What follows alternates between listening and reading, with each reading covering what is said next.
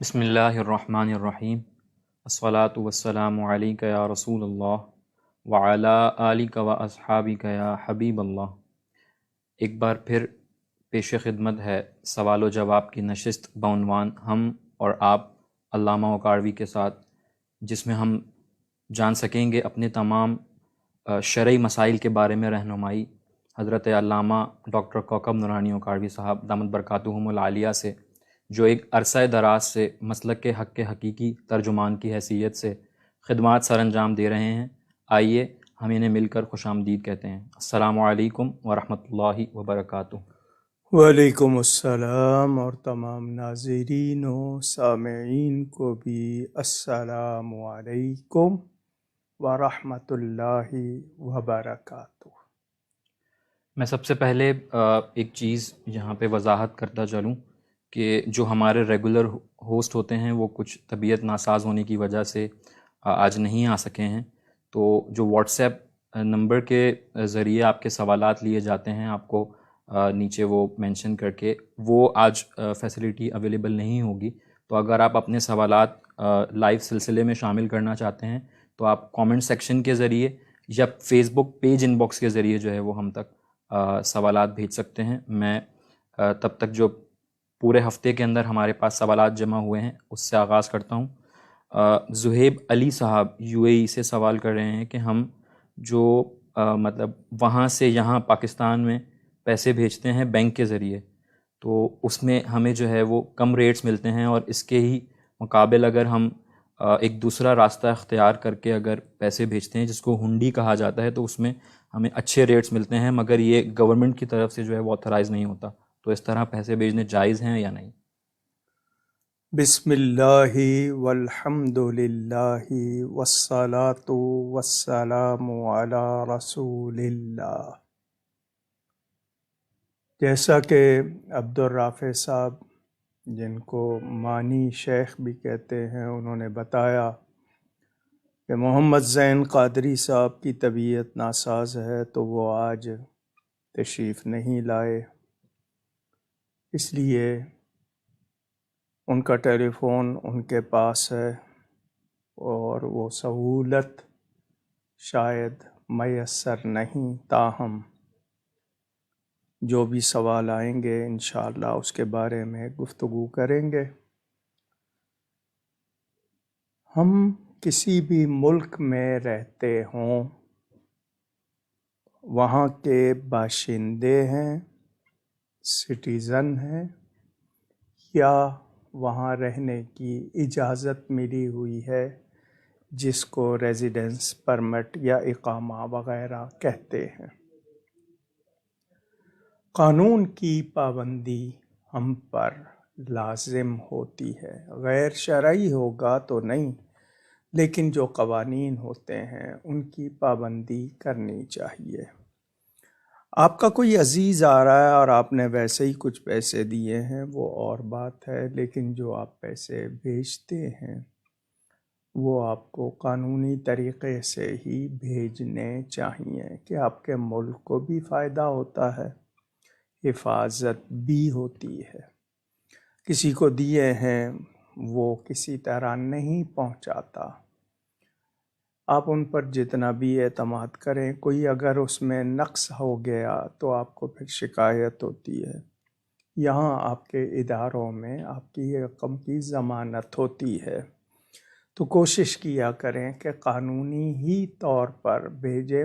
تھوڑا سا اگر اس میں فائدہ آپ کو کم ہو رہا ہے لیکن یہ کہ حفاظت ہو رہی ہے، ہاں کوئی رشتہ دار ہیں ویسے دیے ہیں کسی کو کہ گھر میں دے دینا، وہ اگر آپ نے دے دیے ہیں تو وہ اور بات ہے، لیکن کوشش کیا کریں کہ اپنے ملک کو فائدہ پہنچائیں، بھلے سے آپ کے ملک کی انتظامیہ جس کو گورنمنٹ کہتے ہیں وہ آپ کو مراعات نہ دے، آپ کے ساتھ کوئی اگر آپ کے حقوق کی بات ہے، پھر بھی ہم اپنے وطن کے وفادار رہیں۔ اگلا سوال حافظ حسین احمد صاحب راولپنڈی سے، علی محمد ہیں اور محمد علی ہیں، ایسا کہنا کیسا ہے؟ کیا ایسا کہنے سے انسان رافضی ہو جاتا ہے؟ نبی کریم صلی اللہ علیہ وآلہ وسلم اللہ تعالیٰ کے نبی ہیں اور آخری نبی ہیں. کوئی غیر نبی یعنی جو شخص نبی نہیں وہ کسی طرح بھی نبی کے برابر نہیں ہو سکتا، بلکہ ان کے مثل بھی نہیں ہو سکتا. آج کل کچھ ایک ماحول عجیب سا بن گیا. کچھ باتیں جو طے تھیں امت میں مانی جاتی تھیں اب وہ نزاعی بنائی جا رہی ہیں. نزاعی کا مطلب ان کو اختلاف کا سبب بنا کر جھگڑے کیے جا رہے ہیں. مولا کائنات سیدنا علی کرم اللہ تعالی وجہ الکریم صحابی رسول ہیں، برادر رسول ہیں، داماد رسول ہیں، خلیفہ رابع ہیں. ان کے مناقب، ان کی شان بہت ہے. بہت سی روایات ان کے بارے میں، وہ شہنشاہ ولایت ہیں، فاتح خیبر ہیں، مگر کسی طرح بھی وہ نبی کے برابر نہیں ہیں. نبی کے قریب ہیں، نبی کے پیارے ہیں، نبی کے ساتھی ہیں. میں نے کہا نا کوئی غیر نبی ہرگز نبی کے برابر نہیں ہو سکتا. ایک بات. دوسری بات یہ کہ حضرت علی کی تعریف کرنا رافضی ہونے کی نشانی نہیں ہے. مثلاً بات آئی ہے تو میں کر دیتا ہوں. اہل بیت نبوت کے جو سلسلے میں ائمہ، اماموں کو کہتے ہیں، امام کی جمع ائمہ، وہ ہمارے پیشوا ہے. مگر جس طرح اہل تشیع شیعہ حضرات ان کو مانتے ہیں، جو درجہ دیتے ہیں، ہمارے نزدیک ائمہ اہل بیت بہت محترم ہیں، بڑی شان والے ہیں. مگر شیعہ حضرات کہتے ہیں کہ ان کے اماموں کا درجہ نبی پاک کے بعد باقی نبیوں سے زیادہ ہے، معاذ اللہ. تو اس طرح کی بات نہیں. حضرت علی کرم اللہ تعالی وجہ الکریم کی مدح کرنا، فضائل بیان کرنا، یہ شیعہ ہونے کی یا رافضی ہونے کی علامت نہیں ہے. لیکن ایسی شان یا ایسی بات کرنا جو خلاف واقعہ ہو، خلاف حقیقت ہو، وہ ان کی شان نہیں ہوگی. اسی لیے خود مولا کائنات نے فرمایا کہ میرے بارے میں 2 گروہ ہلاک ہوں گے. نہج البلاغہ میں بھی موجود ہے یہ حضرت علی کرم اللہ تعالی وجہ الکریم کا فرمان. ایک مجھے حد سے بڑھائے گا، ایک میری شان گھٹائے گا. فرمایا دونوں ہلاک ہوں گے. تو نہ ان کی شان حد سے بڑھانی چاہیے نہ ہی گھٹانی چاہیے. ذکر اہل بیت کرنا رافضی ہونے کی علامت نہیں ہے. کون مسلمان ہے جو نبی کے گھر والوں سے پیار نہیں کرے گا، ان سے محبت نہیں کرے گا؟ ان کی محبت جزو ایمان ہے، سرمایہ ہے، سعادت ہے. لیکن ایسی باتیں کرنا جو خلاف واقعہ یا خلاف حقیقت، وہ ان کی شان نہیں ہے، اس سے وہ بھی خوش نہیں ہوں گے. تو ہمیں راہ اعتدال کا مطلب یہ ہے کہ جو ان کی شان ہے وہی بیان کرنی ہے. اور ہم ان کی شان کو پوری طرح جانتے بھی کہاں ہیں. وہ نبی پاک کا خون ہے، ان کے پیارے ہیں. تو احترام اور پیار وہ ہم نے رکھنا ہے، لیکن ایسی بات نہیں کرنی جو خلاف واقعہ ہو. تو جو خلاف واقعہ بات کرتا ہے یا تو ناواقف ہے یا ضد میں ہے. تو اگر ناواقف ہے تو جاننے کی کوشش کرے، پوری طرح معلوم کرے. اور ضدی ہے تو وہ یہ سمجھ لے کہ وہ اگر ایسی بات کر رہا ہے تو اس سے کوئی اس کو بھی فائدہ نہیں ہوگا اور جن کے لیے کر رہا ہے وہ بھی خوش نہیں ہوں گے۔ اگلا سوال عادل حسین وارسی صاحب کا ہے کہ میں اہل سنت بریلوی ہوں، ہم امام اعظم ابو حنیفہ کو کیوں فالو کرتے ہیں، امام جعفر صادق کو کیوں فالو نہیں کرتے، جبکہ امام جعفر صادق امام ابو حنیفہ کے استاد بھی ہیں اور سید بھی ہیں؟ بات ہے فقہ کی تو امام جعفر صادق بلا شبہ استاد ہیں سیدنا امام اعظم ابو حنیفہ کے، مگر جو فقہ مدون کی ہے، ترتیب دی ہے، وہ حضرت امام اعظم ابو حنیفہ نے دی ہے، اور حضرت امام جعفر صادق نے بھی ان کی مدح کی ہے، کہا کہ یہ دین کے مغز کو سمجھتا ہے، روح کو سمجھتا ہے۔ تو اب مجھے یہ بتائیں کہ امام اعظم کا کوئی بھی مقلد کیا حضرت سیدنا امام جعفر صادق سے محبت نہیں رکھتا، کیا ان کا احترام نہیں کرتا؟ اب یہ بتائیں کہ شریعت کی کون سی بات ہے جس کو امام اعظم نے بیان کیا اور وہ امام جعفر صادق کے مطابق نہیں، ایسی کوئی بات لائیے۔ تو آپ نے شاید سمجھا نہیں ہے، میں نے پہلے بتایا کہ یہ چاروں امام جن کو ہم اہل سنت کے امام کہتے ہیں، ائمہ اربع، فقہ اربع، امام اعظم، امام شافعی، امام مالک، امام احمد بن حنبل رضی اللہ عنہ، چاروں سنی ہیں اور ان میں عقیدے کا کوئی اختلاف نہیں ہے۔ مسائل جو فروعی ہیں ان کی تعبیر میں کہیں کہیں فرق ہے۔ تو امام اعظم کا مقلد ہونا یہ میرے اور آپ کے لیے، ہم جو حنفی کہلاتے ہیں، مجھے بتائیں احادیث کی بے پناہ جو ہمارے پاس موجود ہیں جتنی بھی، اب ان کی مہربانی کہ انہوں نے ہمیں صحیح مسئلے ان سے اخذ کر کے بتا دیے۔ آج ایک عام شخص کیا کرے؟ اس کو 10 حدیثیں سناؤں تو وہ کس پر عمل کرے؟ باقی 9 کو چھوڑے گا؟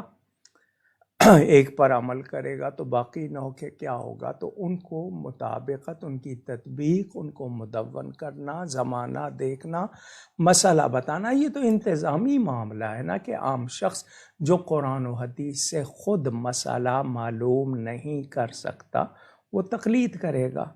تو جب امام اعظم کی تقلید داتا گنج بخش کر رہے ہیں، خواجہ غریب نواز کر رہے ہیں، جو اپنے وقت کے بڑے بڑے عالم تھے وہ کر رہے ہیں، نہیں بلکہ یہ قول کہ امام شافعی کہہ رہے ہیں کلہم فی الفقہ عیال و ابی حنیفہ، سب کے سب فقہ میں حضرت ابو حنیفہ کی عیال ہیں، یعنی ان کے آپ سمجھ لیجئے کہ اولاد کی طرح، یا انہی کے فیض یافتہ ہے۔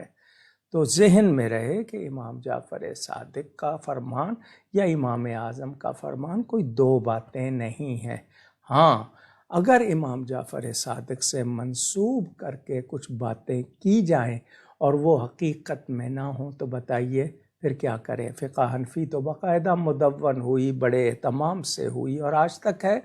تو سیدنا امام جعفر صادق کی کون سی بات ایسی ہے جو ہم کہیں کہ نہیں جی ہاں ان کی اگر صحیح بات ہم تک پہنچے، اور پھر اس کو فقہ حنفی پہ دیکھیے پھر بتائیے؟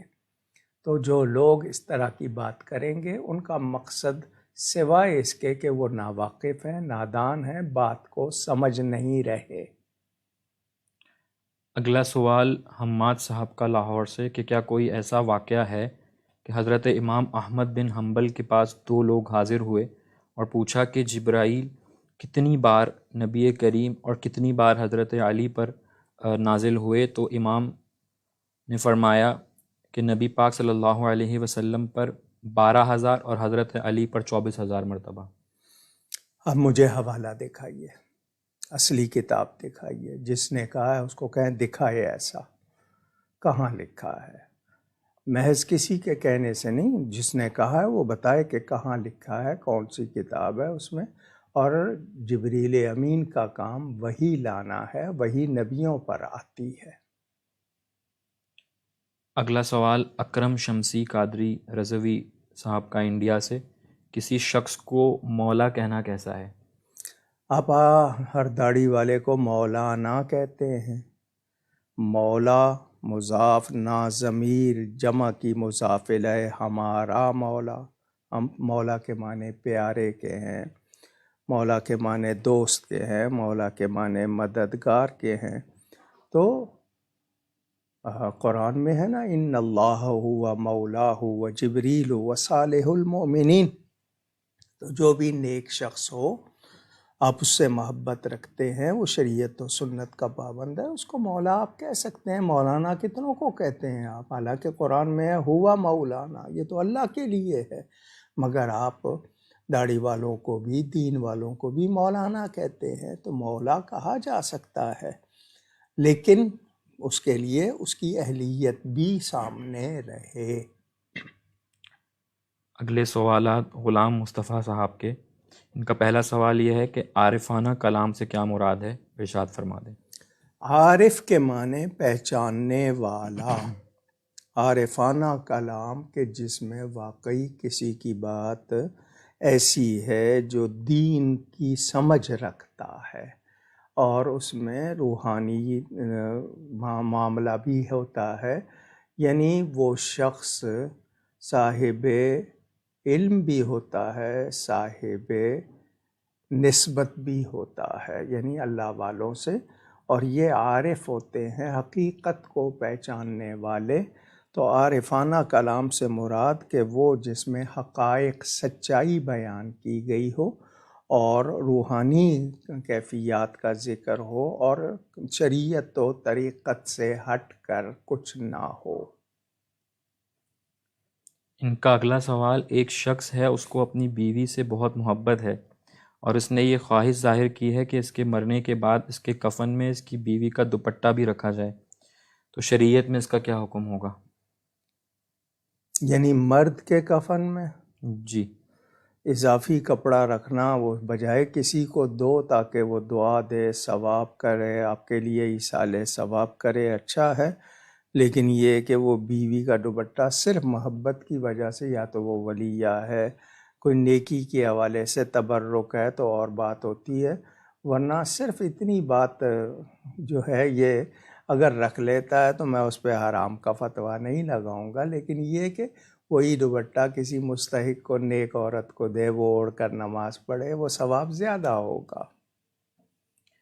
اگلا سوال جواد اظہر صاحب کا کہ ترکی میں جو زلزلہ آیا ہے تو کچھ لوگ کہہ رہے ہیں کہ یہ اللہ کا عذاب ہے، اس بارے میں شرعی حکم کیا ہوگا؟ حدیث شریف میں ہے قرب قیامت میں زلزلے زیادہ ہو جائیں گے. زلزلے آنے کا سبب احادیث میں بھی بیان ہوا ہے کہ جب لوگ بہت جھوٹ بولنے لگ جائیں، فحاشی بڑھ جائے اور برائی کو پسند کیا جانے لگے تو پھر زلزلے آتے ہیں. 45 سیکنڈ 45 سیکنڈز کا یہ ایک جھٹکا. وہ لوگ جو گھروں میں سو رہے تھے بے گھر ہو گئے، جو لوگ مالدار تھے ختم ہو گئے، سامان، سونا چاندی پیسے کیا کچھ. 45 سیکنڈ کا جھٹکا ایک انسان کے لیے ایک سبق، کس چیز پہ ناز کرتا ہے، کس چیز پہ اکڑتا ہے. یہ سب کچھ فانی ہے، فنا ہو جانے والا، ختم ہو جانے والا. مگر ہمارے ہاں بھی زلزلہ آیا تھا، غالباً 2005 کی بات ہے. ہم نے کیا سیکھا؟ اب جو زلزلہ ترکی اور شام میں آیا، پتہ نہیں 40,000 یا کتنے لوگ جاں بحق ہو گئے. ہم کرکٹ میچ کر رہے ہیں، ہم اپنے ہم سمجھ رہے ہیں ہم پہ نہیں آئے گا. وہ اور بات ہے کہ کسی نے 2 دن پہلے کیسے فورکاسٹ کر دی، جس جگہ کی اسی جگہ پر کیسے آیا. مین میڈ آج کل ٹیکنالوجی کے ذریعے بہت کچھ کیا جا رہا ہے. میں اس جھگڑے میں نہیں پڑتا. میں صرف اتنا کہتا ہوں، ترکی کو ویسے نشانہ بنایا جا رہا ہے، اور غیر مسلموں کی اسلام دشمنی کوئی نئی بات نہیں ہے، وہ ان کے اندر بھری ہوئی ہے۔ مگر ہم نے کیا سیکھا؟ ہم یہ تو جاننا چاہتے ہیں کہ یہ عذاب ہے یا کیا ہے، مگر ہم نے سیکھا کیا؟ کچھ ہمیں سمجھ آیا؟ کچھ ہم نے اس کا اثر لیا؟ کیا ہم اللہ کی طرف آئے؟ ہم نے برائیاں چھوڑی؟ ہم نے موت کو یاد کیا؟ نہیں، ہمارے وہی اللے تللے، وہی ہمارے چونچلے، ہمارے وہی سلسلے۔ اللہ سے ڈرنا چاہیے۔ دنیا، اس نے کسی سے وفا نہیں کی۔ وہ جو کہتے ہیں نا، سکندر جب گیا دنیا سے دونوں ہاتھ خالی تھے، کیا لے کے گیا؟ تو مجھے اور آپ کو بجائے اس کے کہ یہ کہیں کہ یہ عذاب ہے، وارننگ ہے، انتباہ ہے، یا کیا ہے، امتحان ہے، یا اور کوئی، ہم ان چیزوں کے بجائے اس سے سیکھیں اور اللہ سے ڈریں، استغفار کی کثرت کریں، اپنی برائیاں چھوڑیں۔ مگر ہم بڑے ڈھیٹ ہو چکے ہیں، اتنے اسپوائل ہو چکے ہیں کہ ہم پر اب کوئی چیز اثر نہیں کرتی۔ ہم بدحالی میں مست کے معنی گم، برے حال میں گم، ہمیں پرواہ نہیں ہے۔ ہم بس یہی سمجھ رہے ہیں کہ جی ہم یہ کریں گے، وہ کریں گے۔ اللہ تعالی ہدایت عطا فرمائے مجھے اور آپ کو، اس کو عذاب کہنا، وارننگ کہنا، انتباہ کہنا، آزمائش کہنا، یا یہ کہ درجے بڑھانے کے لیے یا کوئی اور بات کہنے کی بجائے ہمیں اللہ کی طرف رجوع کرنا چاہیے، استغفار کرنا چاہیے، اور وہاں جو جاں بحق ہو گئے اور جو متاثرین ہیں ان کی مدد اور ان کے لیے دعا کرنی چاہیے۔ اگلے سوالات ارم صاحبہ کے ہیں کہ اگر بڑھاپا آ گیا ہو، عمر زیادہ ہو گئی ہو، اور کچھ لوگ جان بوجھ کے اس عمر میں آ کے اپنی اولاد کو ستائیں، یہ سوچتے ہوئے کہ ان کا حساب نہیں لیا جائے گا، بڑھاپے کی وجہ سے معاف کر دیا جائے گا، آپس میں لڑوائیں، نفرتیں ڈالیں، اور ان کو ہر چیز کی سمجھ ہو، اپنی ہر چیز کا وہ خیال رکھیں، لیکن اولاد کو ستائیں اور اولاد اس کے باوجود بھی ان کا خیال رکھے، تو اس صورت میں کیا شرعی حکم ہوگا؟ جواب عنایت فرما دیں۔ ماں باپ کی بات ہے یا کس کی ماں بات باپ کی بات ہے، ماں باپ کی بات ہے۔ ہے؟ جی، ماں باپ کو اور اولاد کو، دونوں کو بتایا گیا کہ دونوں کے ذمے کیا کیا ہے، فرائض کیا ہیں، حقوق کیا ہیں، بتا دیے گئے۔ اب سیکھ نہیں رہے، عمل نہیں کر رہے، تو یہ ان کا قصور ہے۔ یہ نہیں کہا جا سکتا کہ رہنمائی نہیں کی گئی، بتایا نہیں گیا، سیکھنا ہی نہیں چاہتے، معلوم نہیں کرنا چاہتے۔ وہ ماں باپ اگر واقعی اولاد کو راحت نہیں پہنچا رہے، ظلم کر رہے ہوں، اگر واقعی ایسے ہیں تو وہ گناہ گار ہیں۔ یہ نہیں ہے کہ ان سے مواخذہ نہیں ہوگا، جان بوجھ کر اگر وہ ان کو تکلیف میں رکھ رہے ہیں۔ اب وجہ کیا ہو سکتی ہے؟ اولاد نے ایسا سلوک کیا ہو، یا اولاد کا رویہ، وہ ہمیں چونکہ معلوم نہیں، ہم تو صرف سوال سن رہے ہیں، اس کے مطابق کہہ رہے ہیں۔ کوئی خاص وجہ بھی ہو سکتی ہے، وہ دیکھ رہے ہوں کہ اولاد کیا کر رہی ہے، یا اولاد کے احوال کیسے ہیں، اس کی وجہ سے وہ ایسا کر رہے ہوں۔ لیکن اگر جان بوجھ کر غلط کر رہے ہیں تو اس کو غلط ہی کہا جائے گا، وہ غلط ہے۔ اولاد کے لیے حکم یہ ہے کہ وہ ماں باپ کی خدمت کریں گے، ان کا احترام کریں گے۔ شریعت کی کوئی بات آئے گی تو شریعت کے مطابق، یعنی غیر شرعی حکم نہیں مانا جائے گا، ان کی خدمت سے منہ نہیں موڑا جائے گا، وہ آپ نے کرنی ہی کرنی ہے۔ بعد میں وراثت میں سب کچھ اولاد کو ہی ملنا ہے، مگر اولاد کے رویے کیا ہیں، بڑھاپے میں ماں باپ کے ساتھ سلوک کیا ہے، وہ بھی ہم آج کل سنتے اور دیکھتے ہیں۔ شیلٹر ہوم میں چھوڑ آتے ہیں، عیدی میں چھوڑ آتے ہیں، وہ چیپا والوں کے ہاں چھوڑ آتے ہیں، کیا کچھ کرتے ہیں، باہر کے ملکوں میں اولڈ ایج ہوم ہے، وہاں چھوڑ آتے ہیں، ان کا جو جس طرح خیال رکھنا چاہیے نہیں رکھتے ہیں۔ انگلینڈ یورپ وغیرہ میں تو چونکہ ان کو ساتھ رکھنے کی وجہ سے پیسے ملتے ہیں تو اس لیے ساتھ رکھ لیتے ہیں، لیکن سلوک اچھا نہیں کرتے. تو دونوں طرف دیکھا جائے گا. تاہم آپ ان کے ساتھ حسن سلوکی کریں گے، بد سلوکی کی کوئی گنجائش نہیں. اور اگر ماں باپ جان بوجھ کر اولاد کو تنگ کرتے ہیں تو یہ بھی غلط ہے. ان ماں باپ کو اس کا وبال ان کے اوپر ہوگا اور انہیں اس کا جواب دینا ہوگا، ان سے مواخذہ ہوگا. یہ نہیں ہے کہ ماں باپ ہونے کی وجہ سے ان کو غلطیاں معاف ہو جائیں گی، ایسا نہیں ہے. ان کا اگلا سوال یہ کہ میں سلائی کرتی ہوں اور ایک بار مجھ سے غلطی سے ایک شرٹ جل گئی. اب میں نے اس کو کافی حد تک ٹھیک بھی کر دیا اور پھر سلائی کے پیسے بھی نہیں لیے. تو کیا ایسا کرنا ٹھیک رہے گا یا مجھے وہ شرٹ کے پیسے پورے دینے ہوں گے؟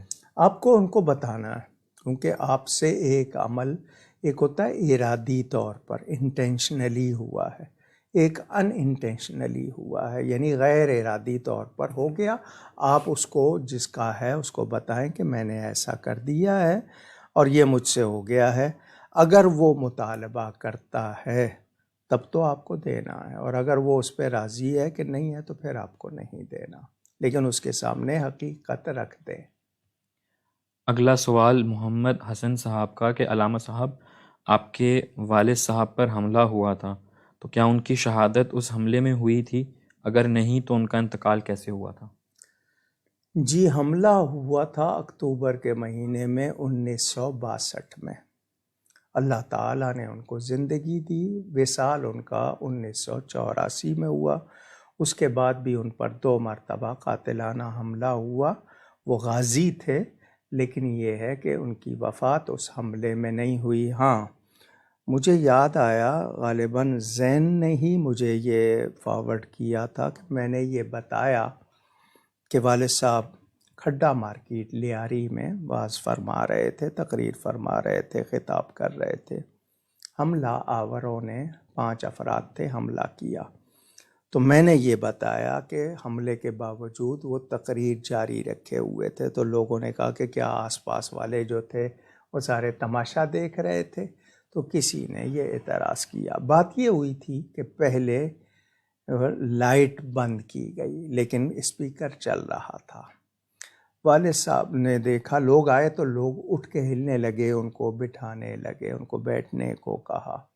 اس درمیان 2 وار ہو چکے تھے. اس وقت والد صاحب کی تقریر نہیں رکی. باقی لوگ اسٹیج سے ہٹ گئے تھے. جو ساتھ گیا تھا گھر سے وہ بھی ہٹ گیا تھا. تو کوئی میں ایسی بات نہیں کر رہا یا میں نے ایسی بات نہیں سنائی جو خلاف واقعہ ہے. اس کے بعد جب وہ ان کو سر پہ انہوں نے گرایا تو لازمی بات ہے اس وقت، لیکن یہ کہ لوگ بجائے آ کر ان کو حملہ آوروں کو روکنے، لوگ بھاگ رہے تھے. میں نے بتایا نا، جو گھر سے ساتھ گیا تھا وہ بھی ہٹ گیا تھا. بعد میں جب وہ حملہ آور ہٹے تو لوگوں نے آ کے پھر پکڑا تھا. تو کسی نے یہ اعتراض کیا تھا تو میں نے اس کا بھی جواب دے دیا. اگلے سوالات راحیل امین صاحب کے. ان کا پہلا سوال یہ کہ کچھ بد مذہب کہتے ہیں کہ 27 رجب معراج کی تاریخ نہیں ہے، اس کی تاریخ میں اختلاف ہے اور اپنی طرف سے لوگوں نے عبادتیں بنا لی ہیں. اس بارے میں تفصیل سے وضاحت فرما دیجیے. ہم نے یہ بات کئی حوالوں سے کی ہے. اگر کسی کے نزدیک مشہور ہے نا، تو ہم مشہور قول کو اختیار کیے ہوئے، واقعہ تو ہوا ہے نا. اگر 27ویں شب میں نہیں ہوا تو ان کے نزدیک جس شب میں ہوا وہ اس شب کو شب بیداری کر لیتے، خوشی میں کہ نبی پاک کو معراج ہوئی ہے. ان کی خوشی میں ہم نے کون سی ایسی عبادت اپنی طرف سے بنائی ہے وہ ہمیں بتا دیں.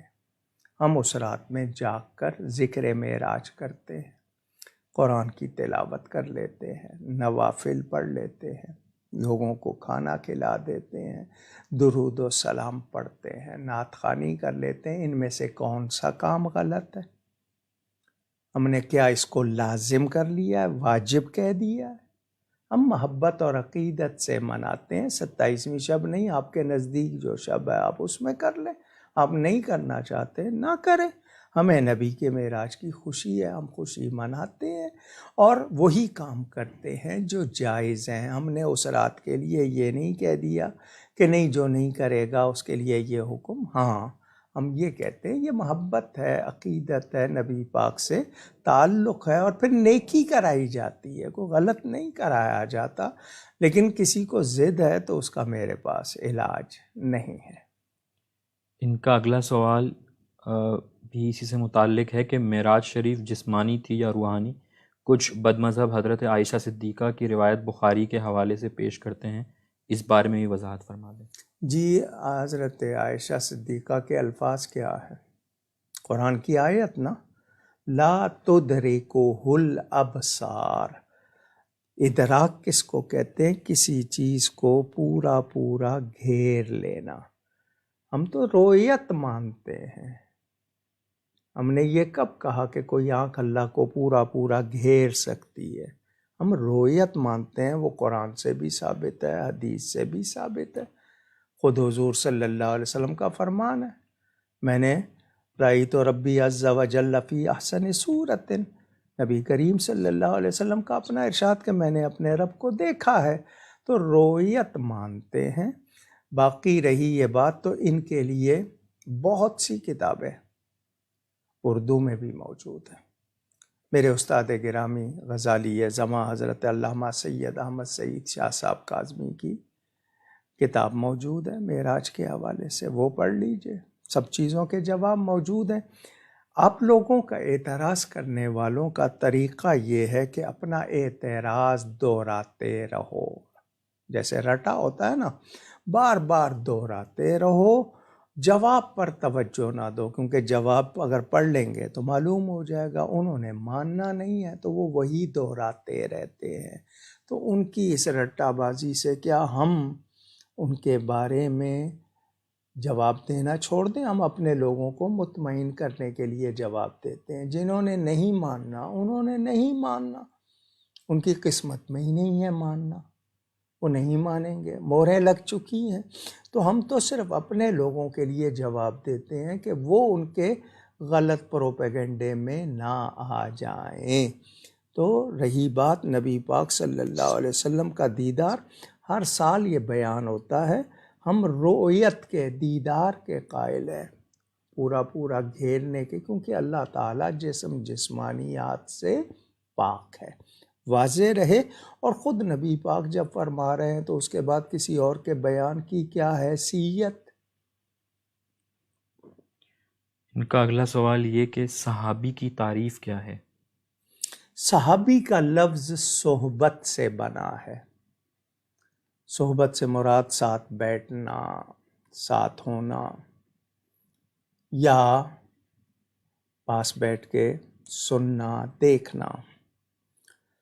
صحابی اس شخص کو کہتے ہیں جس نے ایمان والا ہو کر، یعنی وہ مسلمان ہو، دنیا کی زندگی میں، یعنی دنیاوی زندگی میں نبی پاک صلی اللہ علیہ وسلم کی صحبت پائی ہو، اور اس شخص کی وفات بھی ایمان پر ہوئی ہو، اس کو صحابی کہتے ہیں۔ قرآن کریم میں صحابہ کرام کے بارے میں آیات موجود ہیں، نبی پاک صلی اللہ علیہ وآلہ وسلم کے ارشادات موجود ہیں۔ تو یہ صحابی کی میں نے آپ کو تعریف بتائی۔ درجے مرتبے کے لحاظ سے بات کریں گے تو ہر صحابی صحابی ہونے میں برابر ہے، درجے میں برابر نہیں، اور جو غیر صحابی ہے وہ صحابی کے درجے کو نہیں پہنچ سکتا۔ حدیث شریف ہے، خود فرمایا میرا صحابی مٹھی بھر جو، یعنی ہینڈ فل بارلے کہتے ہیں جو کو، اللہ کی راہ میں دے، اور جو صحابی نہیں وہ احد پہاڑ کے برابر سونا اللہ کی راہ میں دے، تب بھی میرے صحابی کے درجے کو نہیں پہنچ سکتا۔ تو درجہ بھی میں نے بتا دیا، تعریف بھی بتا دی۔ ان کا آخری سوال یہ کہ نماز جمعہ میں کیا نیت کرنی چاہیے؟ نماز جمعہ کی نیت کرنی چاہیے، ظہر کی نیت نہیں ہوگی، جب اس کا نام جمعہ ہے تو جمعہ کی نیت ہوگی۔ اگلا سوال ملک کامران صاحب کا کہ مسجد کا امام اگر بہت بزرگ ہو گئے ہوں اور با جماعت نماز میں تجوید میں فرق آتا ہو کچھ لفظوں کے اندر، تو کیا حکم ہوگا مسجد کمیٹی کے اوپر؟ جی، مسجد کمیٹی کو معلوم ہونا چاہیے کہ ان میں کوئی عالم ہے. اگر غیر عالم ہیں تو وہ کسی عالم سے پوچھے.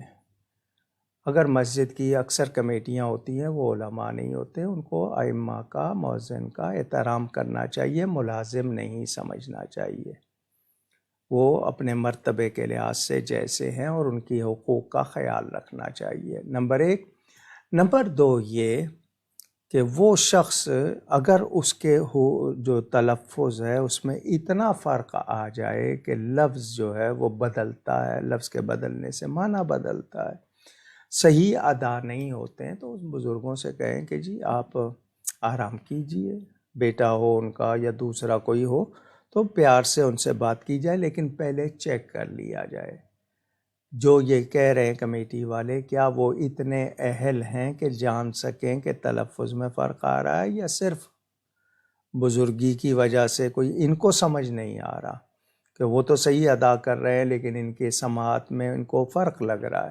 تو کسی بزرگ عالم سے اس کے بارے میں بات کر کے ان کی عالم سے ہی بات کرا دی جائے تاکہ نزاع بھی نہ ہو اور مسئلہ حل ہو جائے.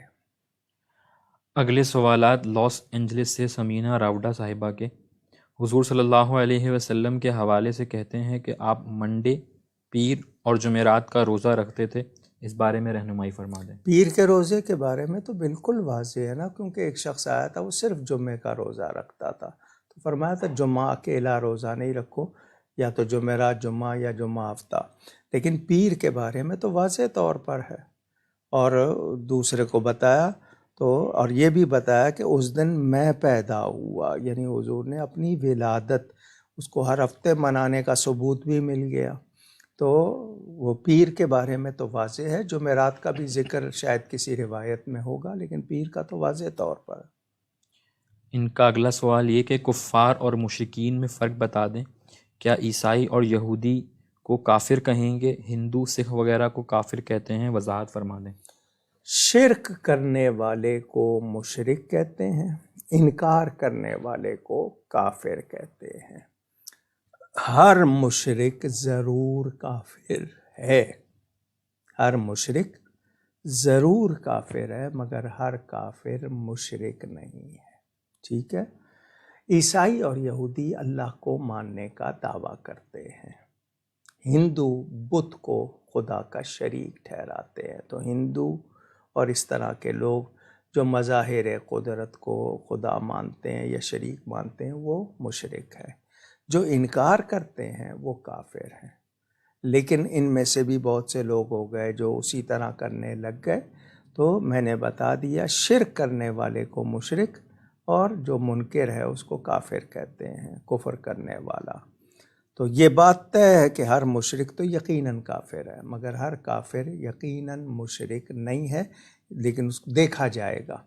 اب اس کی باتیں، اس کا عقیدہ معلوم کیا جائے گا. ہو سکتا ہے وہ کافر بھی ہو، مشرک بھی ہو. جو مشرک ہے وہ تو کافر ہے ہی ہے.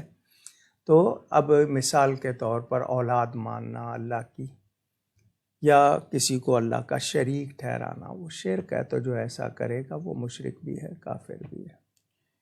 ان کا آخری سوال یہ کہ کیا اسماعیلی اور بوری مسلمان ہیں؟ اس بارے میں متعدد باتیں ان کی ایسی ہیں جو اسلام کے خلاف ہے. علماء نے ان کی بہت وضاحت کی ہے. تو صریح طور پر ان کے بارے میں کتابیں بھی موجود ہیں، دیوبندی لوگوں کی طرف سے بھی، بلکہ تحفۃ العلماء جو تھانوی صاحب نے لکھی ہے اس میں پورا ایک چیپٹر ان کے حوالے سے ہے. تو جو ان کے جو عقائد ہیں وہ اسلامی نہیں ہے، وہ بعض کھلم کھلا وہ اسلام کے خلاف ہے. اگلے سوالات محمد عدنان صاحب کے. ان کا پہلا سوال یہ کہ کیا ڈراپ شپنگ جائز ہے یا نہیں؟ بغیر خریدے پروڈکٹ کی تصویریں، یعنی اس اسپیسیفک کسی چیز کی تصویریں لگا کر آرڈر لینا، اس کے بارے میں کیا شرعی حکم ہوگا؟ چیز ایگزسٹ کرتی ہو، اس کا کوئی اونر مالک ہے، اس کی اجازت سے بات کی جا رہی ہے، چیز موجود ہے، کہیں نہ کہیں موجود ہے، اس کے مالک کی اجازت سے سودا ہو رہا ہے تو ہوگا. لیکن چیز موجود نہیں ہے، ابھی کسی کا قبضہ نہیں ہے، کوئی مالک نہیں ہے، تو کیسے سودا ہوگا؟ باقی یہ جو انٹرنیٹ پہ آج کل بہت کچھ ہو رہا ہے، کچھ چیزوں کے بارے میں میرے پاس تفصیل ہے، کچھ کے بارے میں نہیں، تو اس لیے جنہوں نے، میرا خیال ہے دعوت اسلامی کے مفتی صاحبان نے یا دوسروں نے معلومات کر کے جو بیان دیا وہ زیادہ صحیح ہوگا۔ مجھے چونکہ اس بارے میں ان کی پوری ڈیٹیل مجھے معلوم نہیں کہ وہ کیا کیا طریقہ ہے، لیکن میں نے اصول بتا دیا کہ چیز ایگزسٹ کرتی ہو، موجود ہو، اور کوئی مالکانہ اس کسی کا قبضہ ہو، اس کے بغیر آگے سودا نہیں ہوتا۔ یعنی چیز موجود نہیں ہے تو اس کا سودا نہیں ہوتا، یا اجازت نہیں ہے تو اس کا کوئی آگے ایجنٹ نہیں ہو سکتا۔ ان کا اگلا سوال یہ کہ سفر کے دوران اگر پانی میسر نہ ہو تو کیا انگوٹھی میں موجود پتھر سے تیمم کر سکتے ہیں؟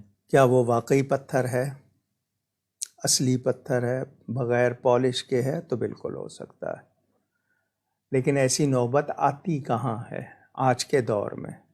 لیکن اگر وہ واقعی پتھر ہے اور اس پر پالش نہیں ہے تو وہ پوری طرح اپنے ہاتھ کو ملے، اس سے پتھر سے دونوں ہاتھوں کو اس کو پورا ملے گا، اور وہ پتھر ہونا چاہیے اصلی۔